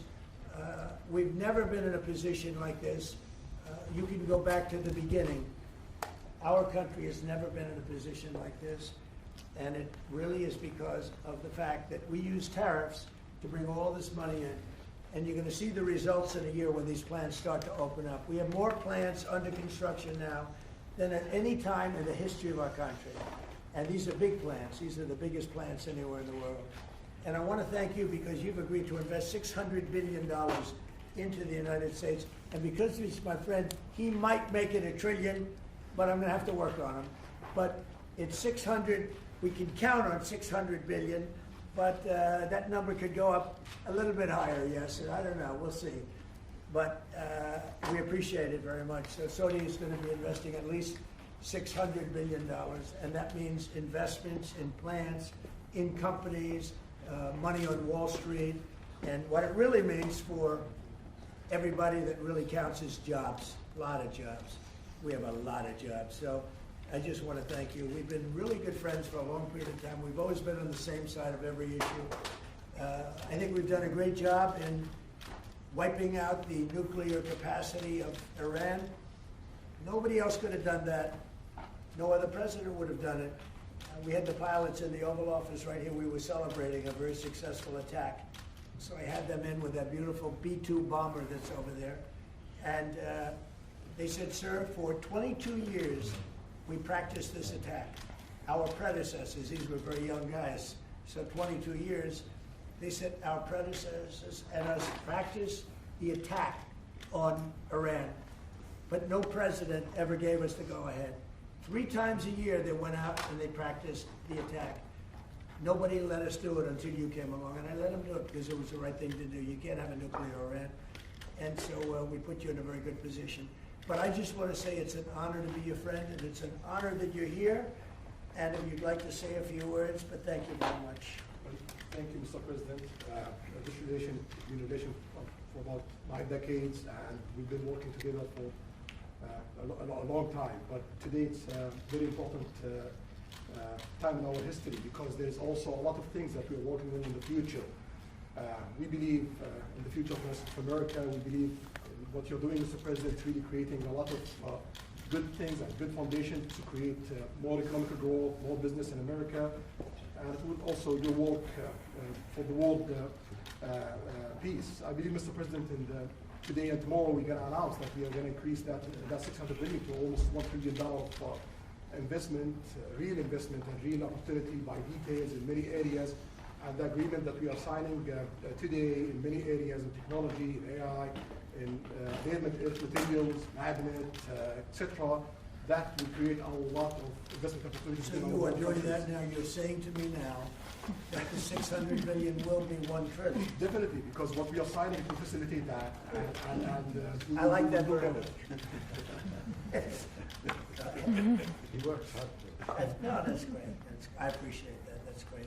No, we're doing numbers that nobody's ever done. And in all fairness, if you didn't see potential in the U.S., you wouldn't be doing it. Definitely. You don't want to lose money. As you said, Mr. President, it's the most hottest country in the planet. But what you're creating is not about opportunity today. It's about also long-term opportunity in the rest of America that will affect American economy positively in the next coming decades, preparing the right foundation of emerging technologies. That's a game changer for America in a good way, and we want to be part of it. Yeah, we're doing really well. And this, you know, you don't see what we're doing so much because we have, although the construction industry sees it. You look at Caterpillar, who's been incredible, the tractors, everything else. The numbers that we're doing in construction are unbelievable. You know, some of the plants that we're building, AI, and they're building their own electric with the plant. I gave them the right to build their own electric with the plant because no country, frankly, will have this. China's working very hard to produce enough electric, but we're beating China substantially at AI, which is a big thing. And we had a great meeting 2 weeks ago with President Xi, but on AI, we're doing well. And I have a man, David Rommel. Yes, sir. David, Mr. can President. you say a few words about what you're seeing on the job front and all of the, some of the assets, and also how we've been helped by the Saudis in terms of the kind of investment they've made, please. Yeah, most certainly. Thank you for the opportunity. I am a facility leader for GE Vernova, and if you look at the landscape for GE Vernova investment, over $750 million in the U.S. focused on true manufacturing jobs here stateside. We're looking at tripling the output of our Greenville, South Carolina facility, where we make the gas turbines that are supporting U.S. needs as well as the Saudi Arabia needs. Right. So real jobs, $300 million in gas investment, resulting in over 500 pieces of new equipment being installed in the Greenville, South Carolina facility. That translates into roughly 1,800 jobs across the board for GE Vernova as we try to scale capacity to be able to meet this demand. Along with that, we're partnering with local communities to build the skill set that's required to meet these capacity needs. So that talent pipeline is incredibly important. So it's real jobs in the manufacturing space. Well, you've been great, and thank you very much. And we love that state. I won that state by record numbers. I won a lot of states by record. Texas, a lot of them by Indiana. We're working with Indiana or something right now. We won that. We won a lot of them by records, but that was one of them. I want to thank you very much. Say hello to everybody. Yeah, will do. Thank you, Great sir. job. You're doing a great job. Thank you. Appreciate it, Mr. President. Thank you. So, just in wrapping up, we'll take a couple of questions, but I want to just tell you what an honor it is to be your friend, and I very much appreciate the investment of now $1 trillion, okay? And so I'm glad you got that out. I didn't want to be the one to tell them, but that's great news. We keep increasing, Mr. President. I know. Each time the opportunities are just increasing more and more. Well, the opportunities, we're doing better. If even if you look back 6 months ago, I mean, now all of a sudden you feel even better. So, and I think we're only going to go in one way. Does anybody have any questions? Mr. President, Mr. President, Mr. President. Have you approved the export licenses for advanced checks to Saudi Arabia? the export license? We are working on that. We're negotiating that right now. Marco, do you want to talk about that, or Scott? Well, I mean, that's part of what we may have announcements on that later today. But that's what we've been working on is the mechanics by which something like that can be achieved. And it's part of the broader process, part of this broader engagement and cooperation between our two countries. Certain levels of chips. Yeah. And for the Crown Prince, you're talking about $1 trillion of investment. Could the kingdom continue to do that with oil prices in the mid-60s? Yeah, we are not creating a fake opportunities to, please America, please Trump. It's real opportunities. For example, when you ask about the AI and the chips, Saudi Arabia have a huge demand of, a huge need of computing power, and we're gonna spend in the short term around $50 billion by consuming those semiconductors for our needs in Saudi Arabia. And with the agreement that we're gonna have with America, that will allow us to focus that consuming power in the short term by $50 billion from the rest of America, and long term with hundreds of $1 billion in the long term. So there's a lot of real opportunities that fit to our needs in Saudi Arabia and fit to our investment strategy.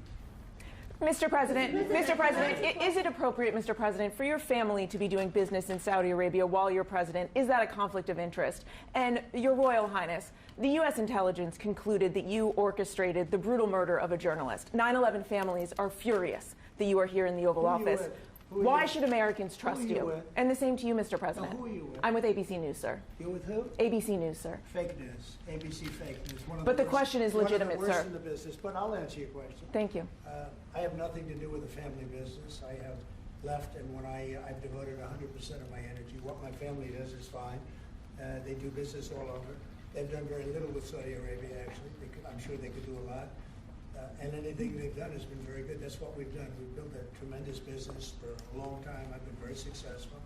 I decided to leave that success behind and make America very successful. And I've made America more successful by far than it ever was, and that it ever could have been, no matter who was president. There would be nobody bringing in $21 trillion, that I can tell you right now. As far as this gentleman is concerned, he's done a phenomenal job. You're mentioning somebody that was extremely controversial. A lot of people didn't like that gentleman that you're talking about. Whether you like him or didn't like him, things happen. But he knew nothing about it, and we can leave it at that. You don't have to embarrass our guest by asking a question like that. Just yes, Mr. President, allow me to answer. I feel painful about families of 9/11 in America, but we have to focus on reality. Reality based on CIA documents and based on a lot of documents that Osama bin Laden used Saudi people in that event for one main purpose, is to destroy this relation, to destroy the American-Saudi relation. That's the purpose of 9/11. So whoever buying that means they are helping Osama bin Laden's purpose of destroying this relation. He knows that strong relation between America and Saudi Arabia is bad for extremism, it's bad for terrorism. And we have to approve them wrong and to build our relation, continue developing our relation. It's critical in the safety of the world. It's critical against extremism and terrorism. About the journalists, it's really painful to hear, anyone that been losing his life for, no real purpose or nothing illegal way. And it's been painful for us in Saudi Arabia. We've did all the right steps of investigation, etc. in Saudi Arabia, and we've improved our system to be sure that nothing happened like that, and it's painful and it's a huge mistake, and we are doing our best that this doesn't happen again. Thank you, sir. Mr. President, thank you, Mr. President. The Crown Prince has been instrumental in helping lifting the sanctions on Syria. Will there be any joint investment between the U.S. and Syria, and will you visit Damascus? Are you from Syria? No, but where are you from? I'm from Palestine. Oh, making a lot of progress. We did. Very good. And I have a question for the Crown Prince as well after you, sir. Palestinians are doing very well, actually. I think we're working very closely with a lot of people that make everybody happy, including Israel, the Palestinians, and everybody. That's very interesting. No, I think that, I will tell you, the Crown Prince called me, and he specifically asked me if I would lift the sanctions on Syria, because he wants to see Syria make it. As you know, the leader of Syria was just here. We had a great meeting, and he's a strong guy, and I guess you need a strong person to run it. and I think Syria has made tremendous progress. And we did lift the sanctions at the request of the Crown Prince. Also, the President of Turkey, Erdogan, called me specifically. He said, you know, if you don't lift the sanctions, Syria doesn't have a chance. If you do, they have a very good chance. And between the two of them and some others, I lifted the sanctions. And the results so far have been pretty good. Are you visiting Damascus, sir? Can I ask you a question about the F-35s that are being sold to Saudi Arabia? Are these the same ones that are being used by the Israeli military? And if so, how does that allow for the qualitative military edge for Israel? And then I want to ask you, because you brought up the plight of the Palestinians, are you aware of relocation flights to South Africa that are taking place right now? Which flights? There are relocation flights that are taking place. Some Palestinians are being charged up to $2,000 I'm not going to a seat. South Africa for the G20 because I think their policies on the extermination of people are unacceptable. So I'm not going, so I won't refer to anything having to do with South Africa. South Africa has behaved extremely badly. But I will say that when you look at the F-35 and you're asking me, is it the same? I think it's going to be pretty similar. You know, this is a great ally, and Israel's a great ally. And I know they'd like you to get planes of reduced caliber. I don't think that makes you too happy. They've been a great ally. Israel's been a great ally. And we're looking at that exactly right now. But as far as I'm concerned, I think they are both at a level where they should get top of the line. Yes, please.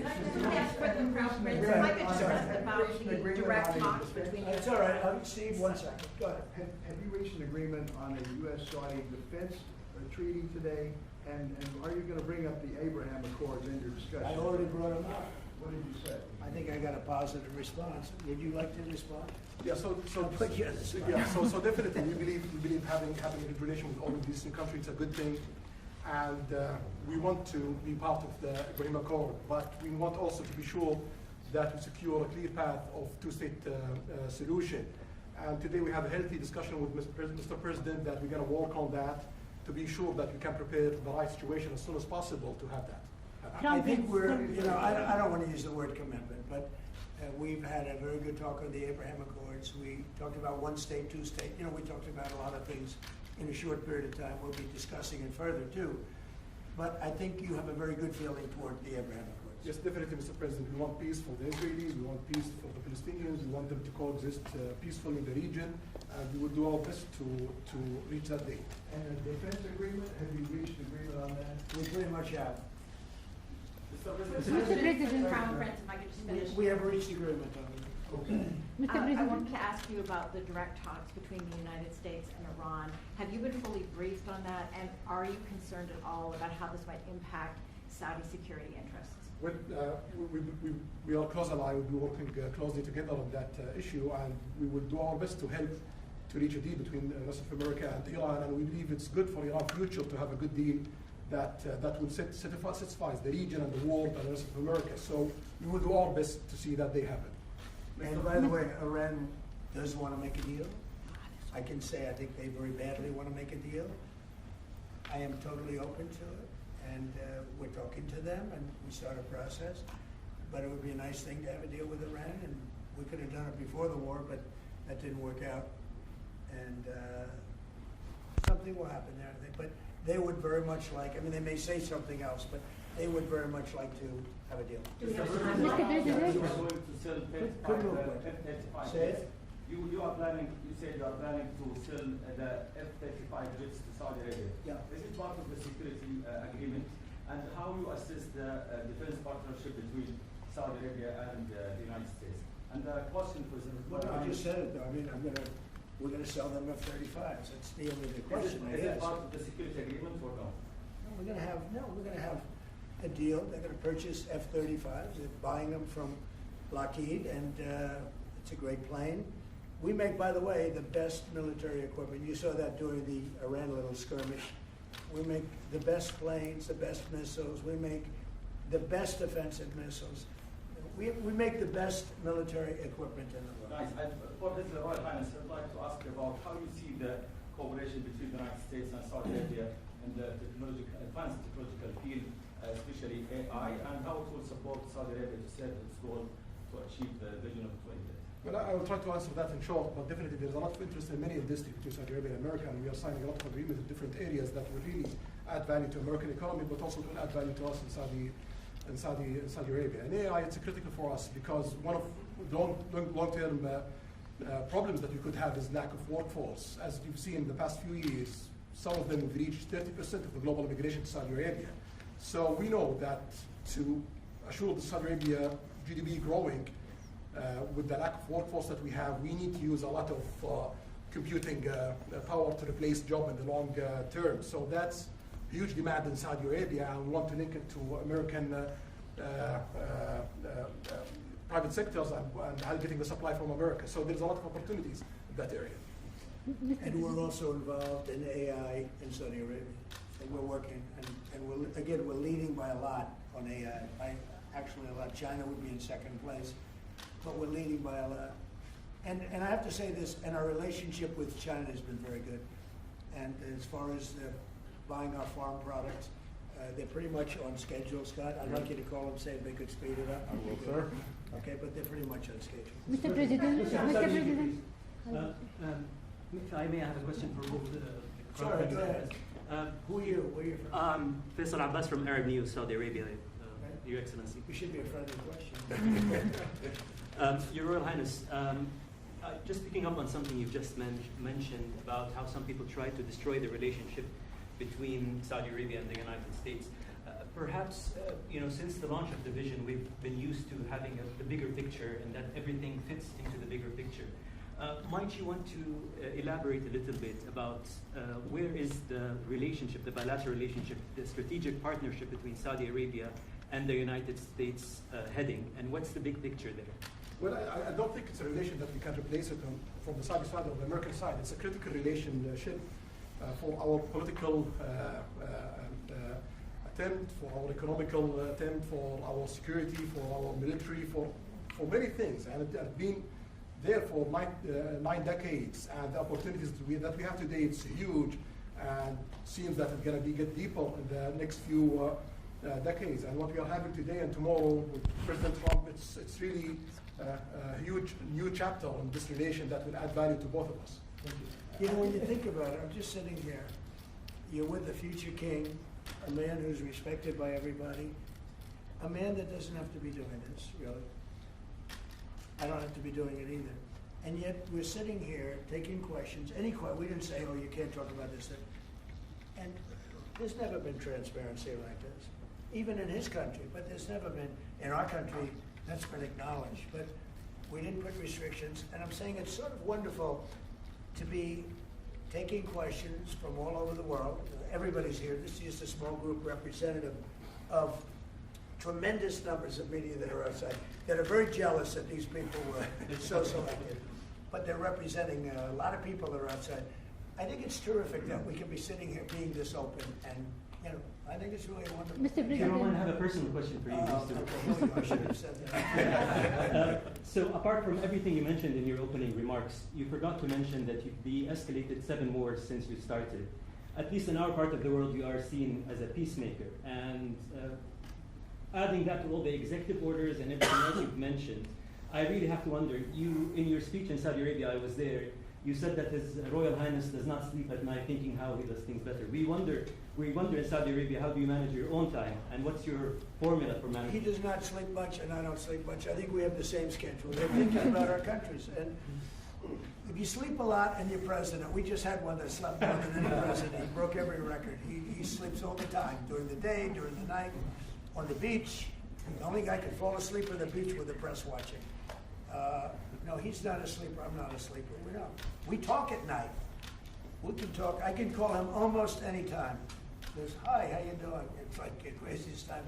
But now, when you love your job, when you love your country, and when you're in a position like we are, future king, highly respected, crown prince, and in my case, president, you're thinking about your country. You're thinking about making America great again. We're thinking about keeping Saudi Arabia strong and vital and in a pretty tough part of the world, tricky part, right? Tricky part, a lot of tricky people. Mr. President. But he thinks about his country, and I think about my country. I don't want to sleep. Mr. President. Do you expect a formal civil nuclear deal to be reached soon? Can you talk to us about that aspect With of who? today's, with Saudi Arabia? I can see that happening. Do you think that an agreement will happen today? It's not urgent. It's always, when you have civil nuclear, but you have more oil than almost anybody else. We actually have more oil and gas than they do, but I refuse to say that. We have more than, we have more than anybody. On the F-35s, are those sales, Israel has reportedly wanted those sales to be conditioned on Saudi Arabia moving to normalized Israel will be relations. happy. Israel's Is going to that be a happy. condition of the F-35? Israel's aware, and they're going to be very happy. Crown Prince. Yeah, please. Hello. Hi, hello. My name is Emmer Hazani from Sharq al-Awsat newspaper, from Riyadh, of course. I have a question for the Crown Prince and for you, Mr. President. Crown Prince of Saudi Arabia, how much you expected from developing the cooperation with the United States in the field of new energy, AI, supply chain? How much you expected from that? No limit. We just continue pushing forward. There's no limit. So we just push forward for all the opportunities that we have. Okay, Mr. President. You have to understand, this is really a great ally. Yeah. Just the fact that they're now doing, I came in here at 6, I did not know that. I was pushing for the 1 trillion, but he didn't tell me that. Now I tell you, this is a great ally of ours. You know, when you invest $1 trillion, that's national security for us too, because it creates jobs, it creates a lot of things. And I would say, Scott, right, when you hear one country is putting $1 trillion into the United States, that creates national security. And, you know, I think that they don't have to say that, but I think a big part of that is also the fact that tariffs are in play. Yeah. But even beyond tariffs, that's a real ally that will do that. Creates a lot of power for the United States. Mr. President, we are also in Saudi Arabia very happy because this much of Saudi money is a function here, and of course it's come back for us for benefit. So it's complementary interest. So this is the I think what different the friends and ally do. Well, look, I love the country of Saudi Arabia. I know the people very well. The level of treatment that we go when we go to Saudi Arabia is something that is incredible. And the people like us, and I think they really like America, especially when I'm president. I mean, I don't think they liked America so much maybe for 4 years recently. I think Obama treated Saudi Arabia very, very badly, as you know. And I think Biden didn't have any idea where the hell he was. How would you describe I don't think Biden knew the difference. How would you describe the future relationship with Saudi Arabia? I mean, from the strategic aspect, how would you describe that? Say the relationship is? At the level of economic politics and the leadership. It's as good as it can. I don't think it can get much better. We have a country that trusts us, and that's why they make that investment. If they didn't trust us, they couldn't make that investment. And we trust them. They've been very reliable. Now I rebuilt our military in my first term, and we spent trillions of dollars, and we gave away some of it in Afghanistan stupidly because we have stupid people running our country. But we gave away. But that's as much as it was. It's a tiny fraction of what we put here. And we're bringing our military to a new level, the highest level ever. We have those plans to go down. And again, it's all American jobs and everything else, so it's good for a lot of reasons. But as far as Saudi is concerned, no, I don't think our relationship could be better. I don't think they had a great relationship under Biden, and I don't think they had a great relationship under Obama. But they have a great relationship under Trump. When we did the Presidential Walk of Fame, you saw that, right? And we're walking, and I asked the Crown Prince, so outside of Trump,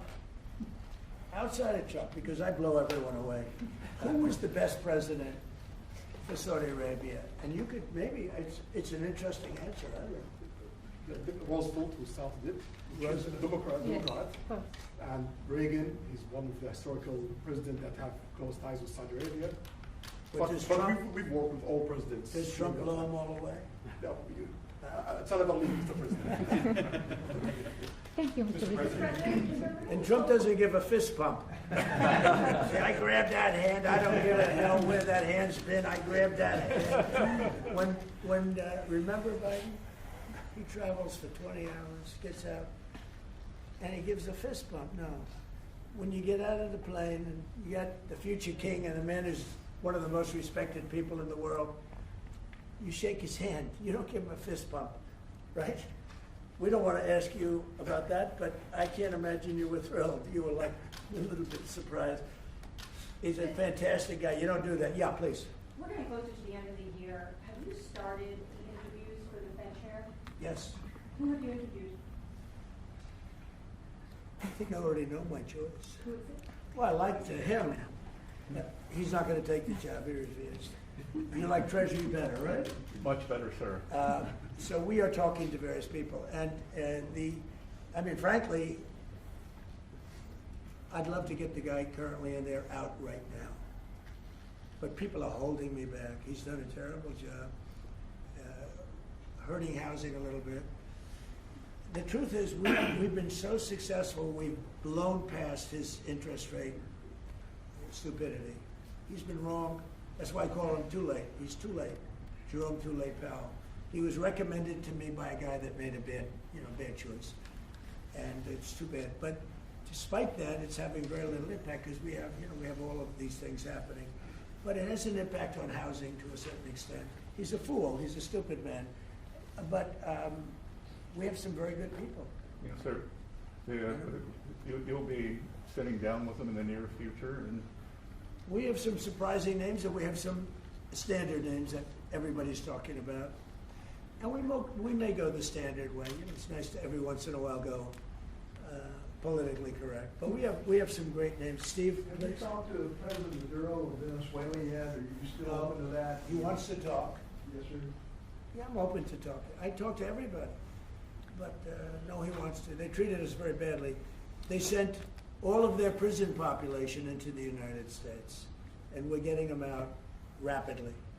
But he sent all of this, and he sends drugs into the United States and other things. No, he treated us badly. He was dealing with a bad president, and he was able to get away.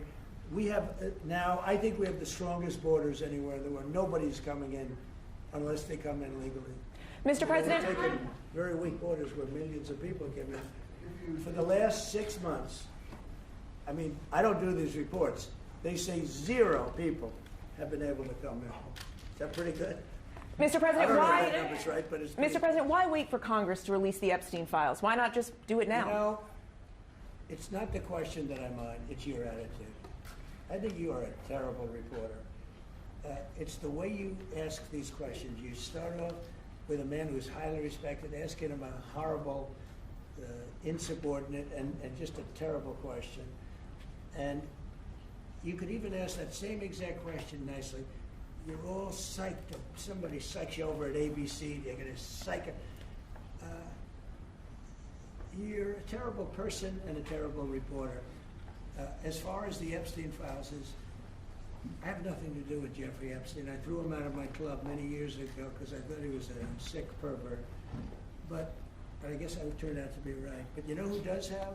Bill Clinton, Larry Summers, who ran Harvard, was with him every single night, every single weekend. They lived together. They went to his island many times. I never did. Andrew Weissman, I hear. All these guys were friends of his. You don't even talk about those people. You just keep going on the Epstein files. And what the Epstein is a Democrat hoax to try and get me not to be able to talk about the $21 trillion that I talked about today. It's a hoax. Now, I just got a little report, and I put it in my pocket, of all the money that he's given to Democrats. He gave me none, 0, no money to me. But he gave money to Democrats. And people are wise to your hoax. And ABC's, your company, your crappy company, is one of the perpetrators. And but you said you'll sign it if it reaches your desk, so why not just sign it now? I think why not just release them now? Should be taken away from ABC. because your news is so fake and it's so wrong. And we have a great commissioner, chairman, who should look at that, because I think when you come in and when you're 97% negative to Trump, and then Trump wins the election in a landslide, that means obviously your news is not credible, and you're not credible as a reporter. So I've answered your question. You should go and look at the Democrats who received money from Epstein, who spent their time. Larry Summers was with them all the time. That creep, the fund guy, was with him all the time. What's his name? Reid Hoffman. Who? Reid Hoffman. I don't know Reid Hoffman, but I know he spends a lot of money on the radical left. Reid Hoffman, in my opinion, should be under investigation. He's a sleazebag. And those are the people, but they don't get any press, they don't get any news, and you're not after the radical left because you're a radical left network. But I think the way you ask a question with the anger and the meanness is terrible. You got to go back and learn how to be a reporter. No more questions from you. Who else has a question? Very quickly, I want to ask you, how much money is Saudi Arabia giving for Gaza reconstruction? We are in discussion about that. Still, there's no amount being It'll be named, but It'll be we will definitely help. Yeah, he's got to. It's very important to him. And a quick follow-up: the International Security Force. Given your pledge, there will be no U.S. boots on the ground. What is the U.S. role going to be in that? And how do you sort of ratify the allegations that this could undermine Palestinian sovereignty and even the path to safety? Look, I think we're going to get along great with the Palestinians, and we know their leadership. We just had a very, you hate to say war, but it was a war, very, very successful. And you could say really it was on behalf of everybody. We did that on behalf of everybody. And the outcome was extraordinary because we have the best pilots, the best equipment, the best planes, the best everything. And Israel bought the best equipment. They bought it from us. Everything's from us. It all starts here. This office, I was talking to the Crown Prince a little while. You walk into this office, for somebody from the outside, the Oval Office, it's the most powerful place in the world. You're standing right now in the most powerful place in the world. And no matter how big you are, these are the biggest people, the richest people. They walk into this office. It's special, isn't it? Look at him. He's so happy to be here. But you walk into this office. It's the Oval Office. And we've done a lot of good with this office. I've stopped actually 8 wars. I appreciated your question before. But I've actually stopped 8 wars. I have another one to go with Putin. I'm a little surprised at Putin. It's taken longer than I thought. But we stopped India and Pakistan. I could go through the list. You know the list better than I do. I'm very proud. And I stopped one that was almost ready to start again. You know, there was one that was ready to start, and they're doing very well. So and it all took place right here in the Oval Office, whether by telephone or whether by they came in. Many of these leaders have come in, and you know they signed their peace deals right here in the Oval Office. So no matter if it's the biggest business people in the world or the greatest leaders in the world, the biggest leaders in the world, like the gentleman on my right, everybody walks into the Oval Office and they say, wow. And now, by the way, the Oval Office is in the kind of condition that it should be in. Whether you look at the walk or the marble floors or anything down the road, we're fixing the White House. And we're building one of the greatest ballrooms ever to be built. You know, we have an event tonight, and we're going to have about 118 people because we have a very small room. For 150 years, they've wanted a ballroom, and now you're going to get a great ballroom. And I have to say, I probably made a lot of enemies because in your honor, we're having a dinner tonight, a beautiful dinner tonight, and we have a very small room, right? It's called the East Room, and it's beautiful, it's lovely, but it's like for a little cocktail before you go into a ballroom. It's a very small room. They've wanted a new ballroom for 150 years. We could have sold the big ballroom out 3 times in honor of this gentleman. So I made a lot of enemies because I have a lot of people that are invited tonight or are unable to come because of the size constraint. But you know what we'll do? Before I leave office, we'll have another dinner because we'll have it ready long before I leave office, and it's going to be beautiful. It's you know, it's a very popular thing what we're doing. And by the way, no government funds. It's all put up private money, all private money. And in the case, I think it's there's a restriction on foreigners. Otherwise, I could have asked you just for a check. But there's a restriction. These are all private individuals that put up a lot of money to build the ballroom. Not one penny is being used from the federal government, so it's really a nice thing. But I look forward to it. I just pointed it out. This would be a perfect night to have that ballroom open, Susie. If we had that open, we'd have a lot of people very happy. Right now, we have a lot of unhappy people because they all want to be with us tonight to honor this great man. Thank you all very much. Thank you, Mr. President. Thank you, Press. Thank you. Thank you, Press. Everybody out. Let's go. Thank you, Mr. President. Thank you, Press. Let's go. More press, time to go. Thank you, Press. Let's go. Let's go. Thank you. Thank you. Guys, thank you. You're down outside. Press, let's go. Thank you, Press. Thank you, Mr. President. Please, thank you, Press. Keep going, please. Thank you. Keep going. Thank you.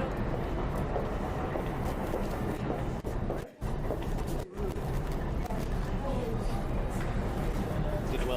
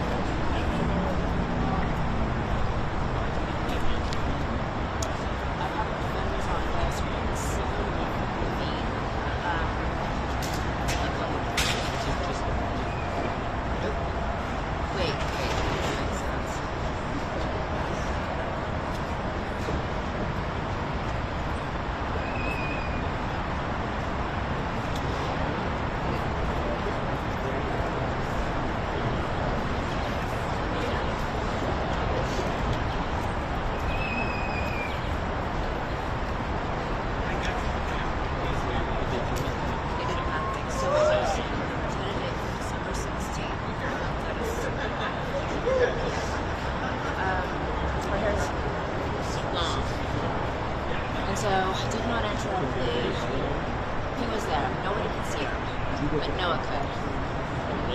Because there's like, I think he appears over here, faces over that way, and then audience is here. So maybe it was hard to see. Not unless they were on that side.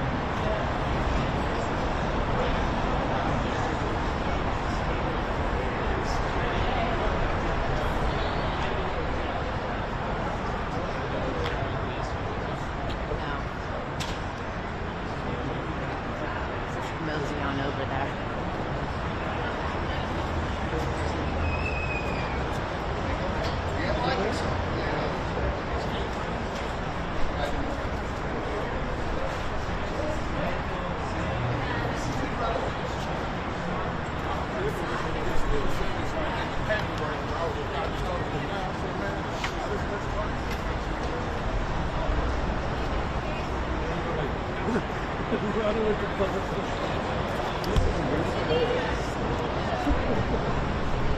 Noah he's on my side. What that? I don't know. What do you guys think? Recorded?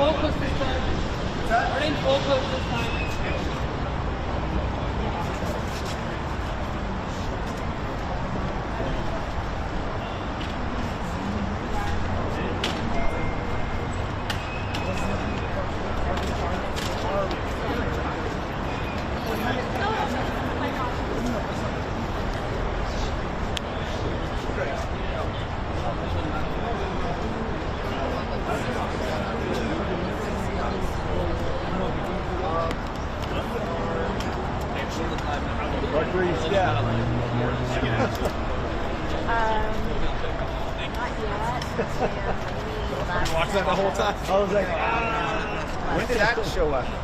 That's been there all morning. We've just been somehow avoiding it. Yeah, I'm like, I gotta do that. Someone gets found and kick it. That might be coming up.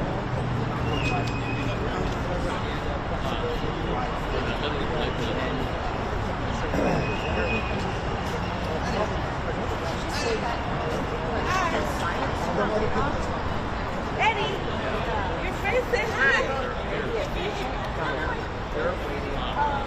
This is kind of the time. It's like last year when they started doing the buyouts.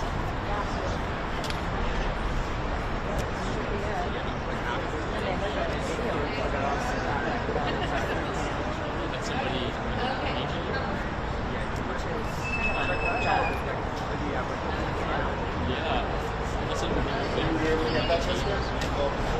Again, if it was a help, it's nice.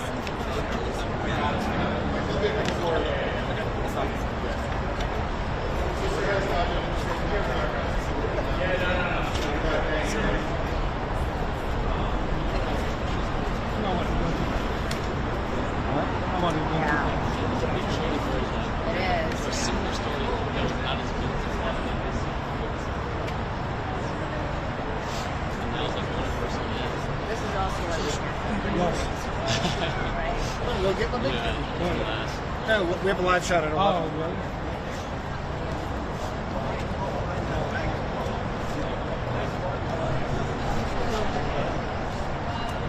They can always go, Yeah, totally. I mean, the news about Gilly is hard.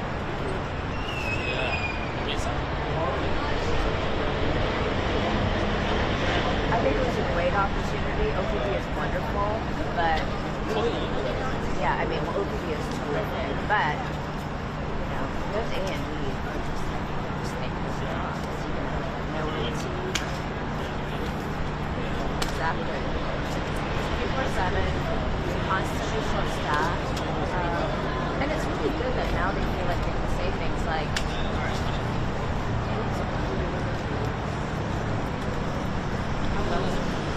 Yeah, I mean, much so bombing. We'll be back in this December 16th. Morning announcement. I'm James Torres, KTVU, Fox 2 News.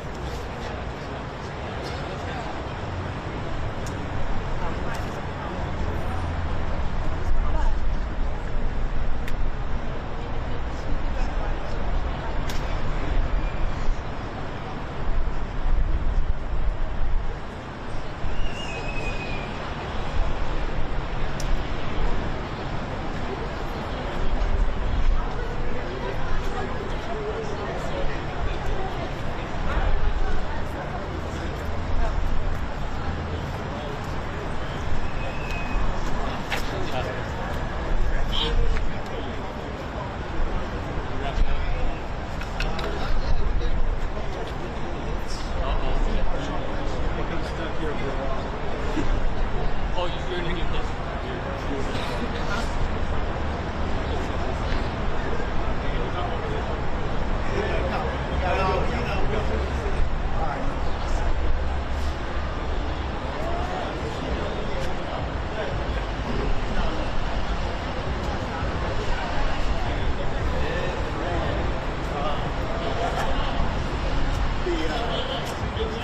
she was kind of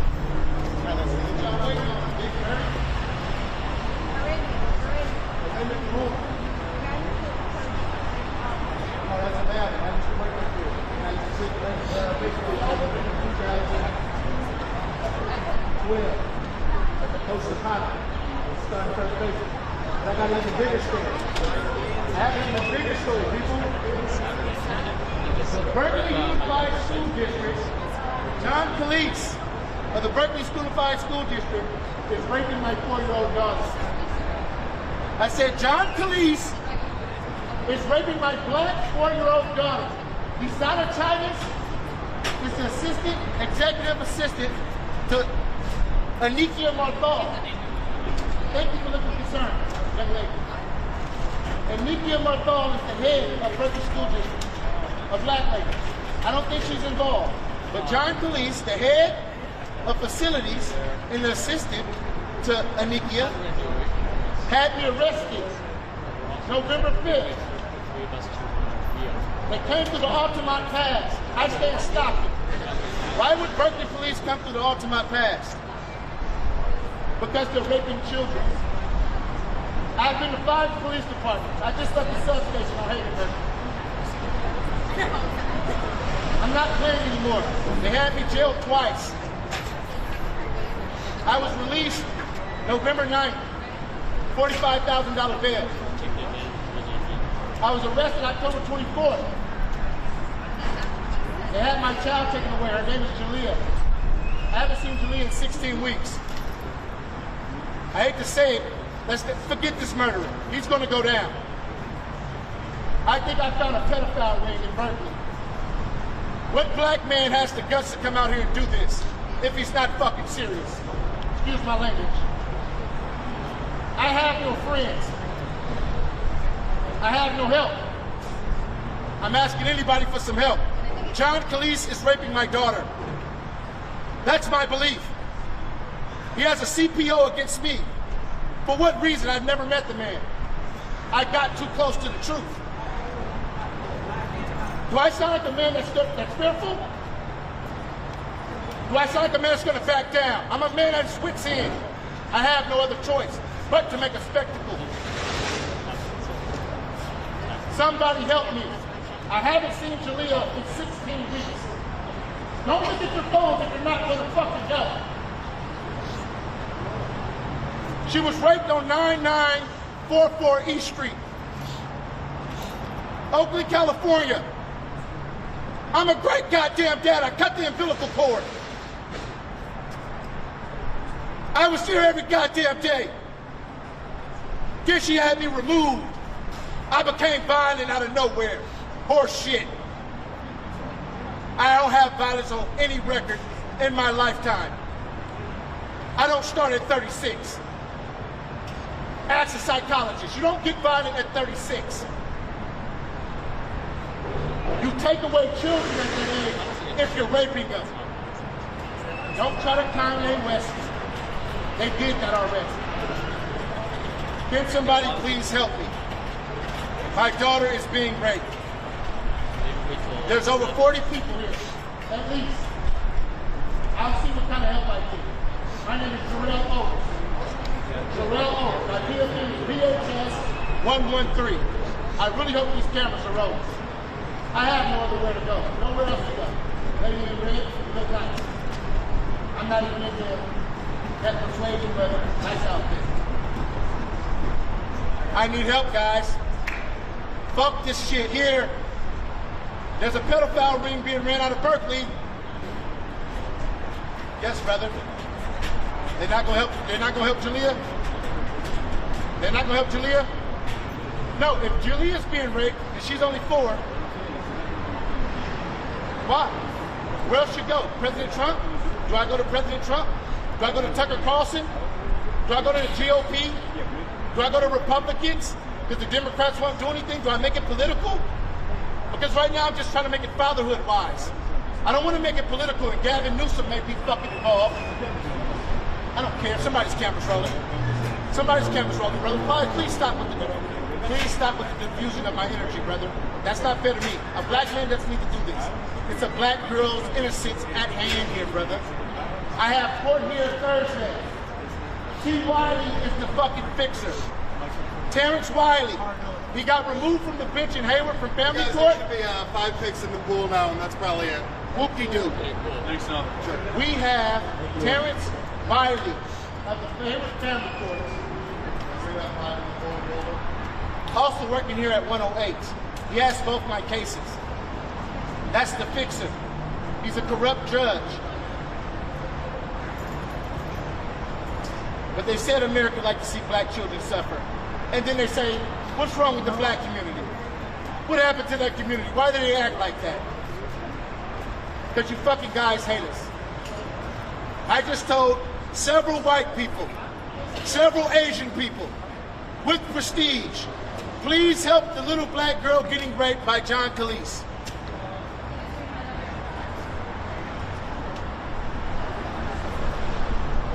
You can't say you didn't hear it here first, people. You can't say you didn't hear it here first. You have to bear that cross. Berkeley School District has pedophiles. They just paid out $13.5 million. I see you keep looking very sharply, Ice Blue, but you won't pull out your phone. Are you involved? You look nervous. You look uncomfortable. You don't look like a man with nothing to hide. Your palms are hiding. Are you some type of cop, some type of agent, some type of high clearance guy? Oh, first words. What's up? We're going this way. We're nervous. John's busted. Hey, brother. Hey, guys, black people. I just uncovered a pedophile ring out of Berkeley. No bullshit. Berkeley School District is raping little girls.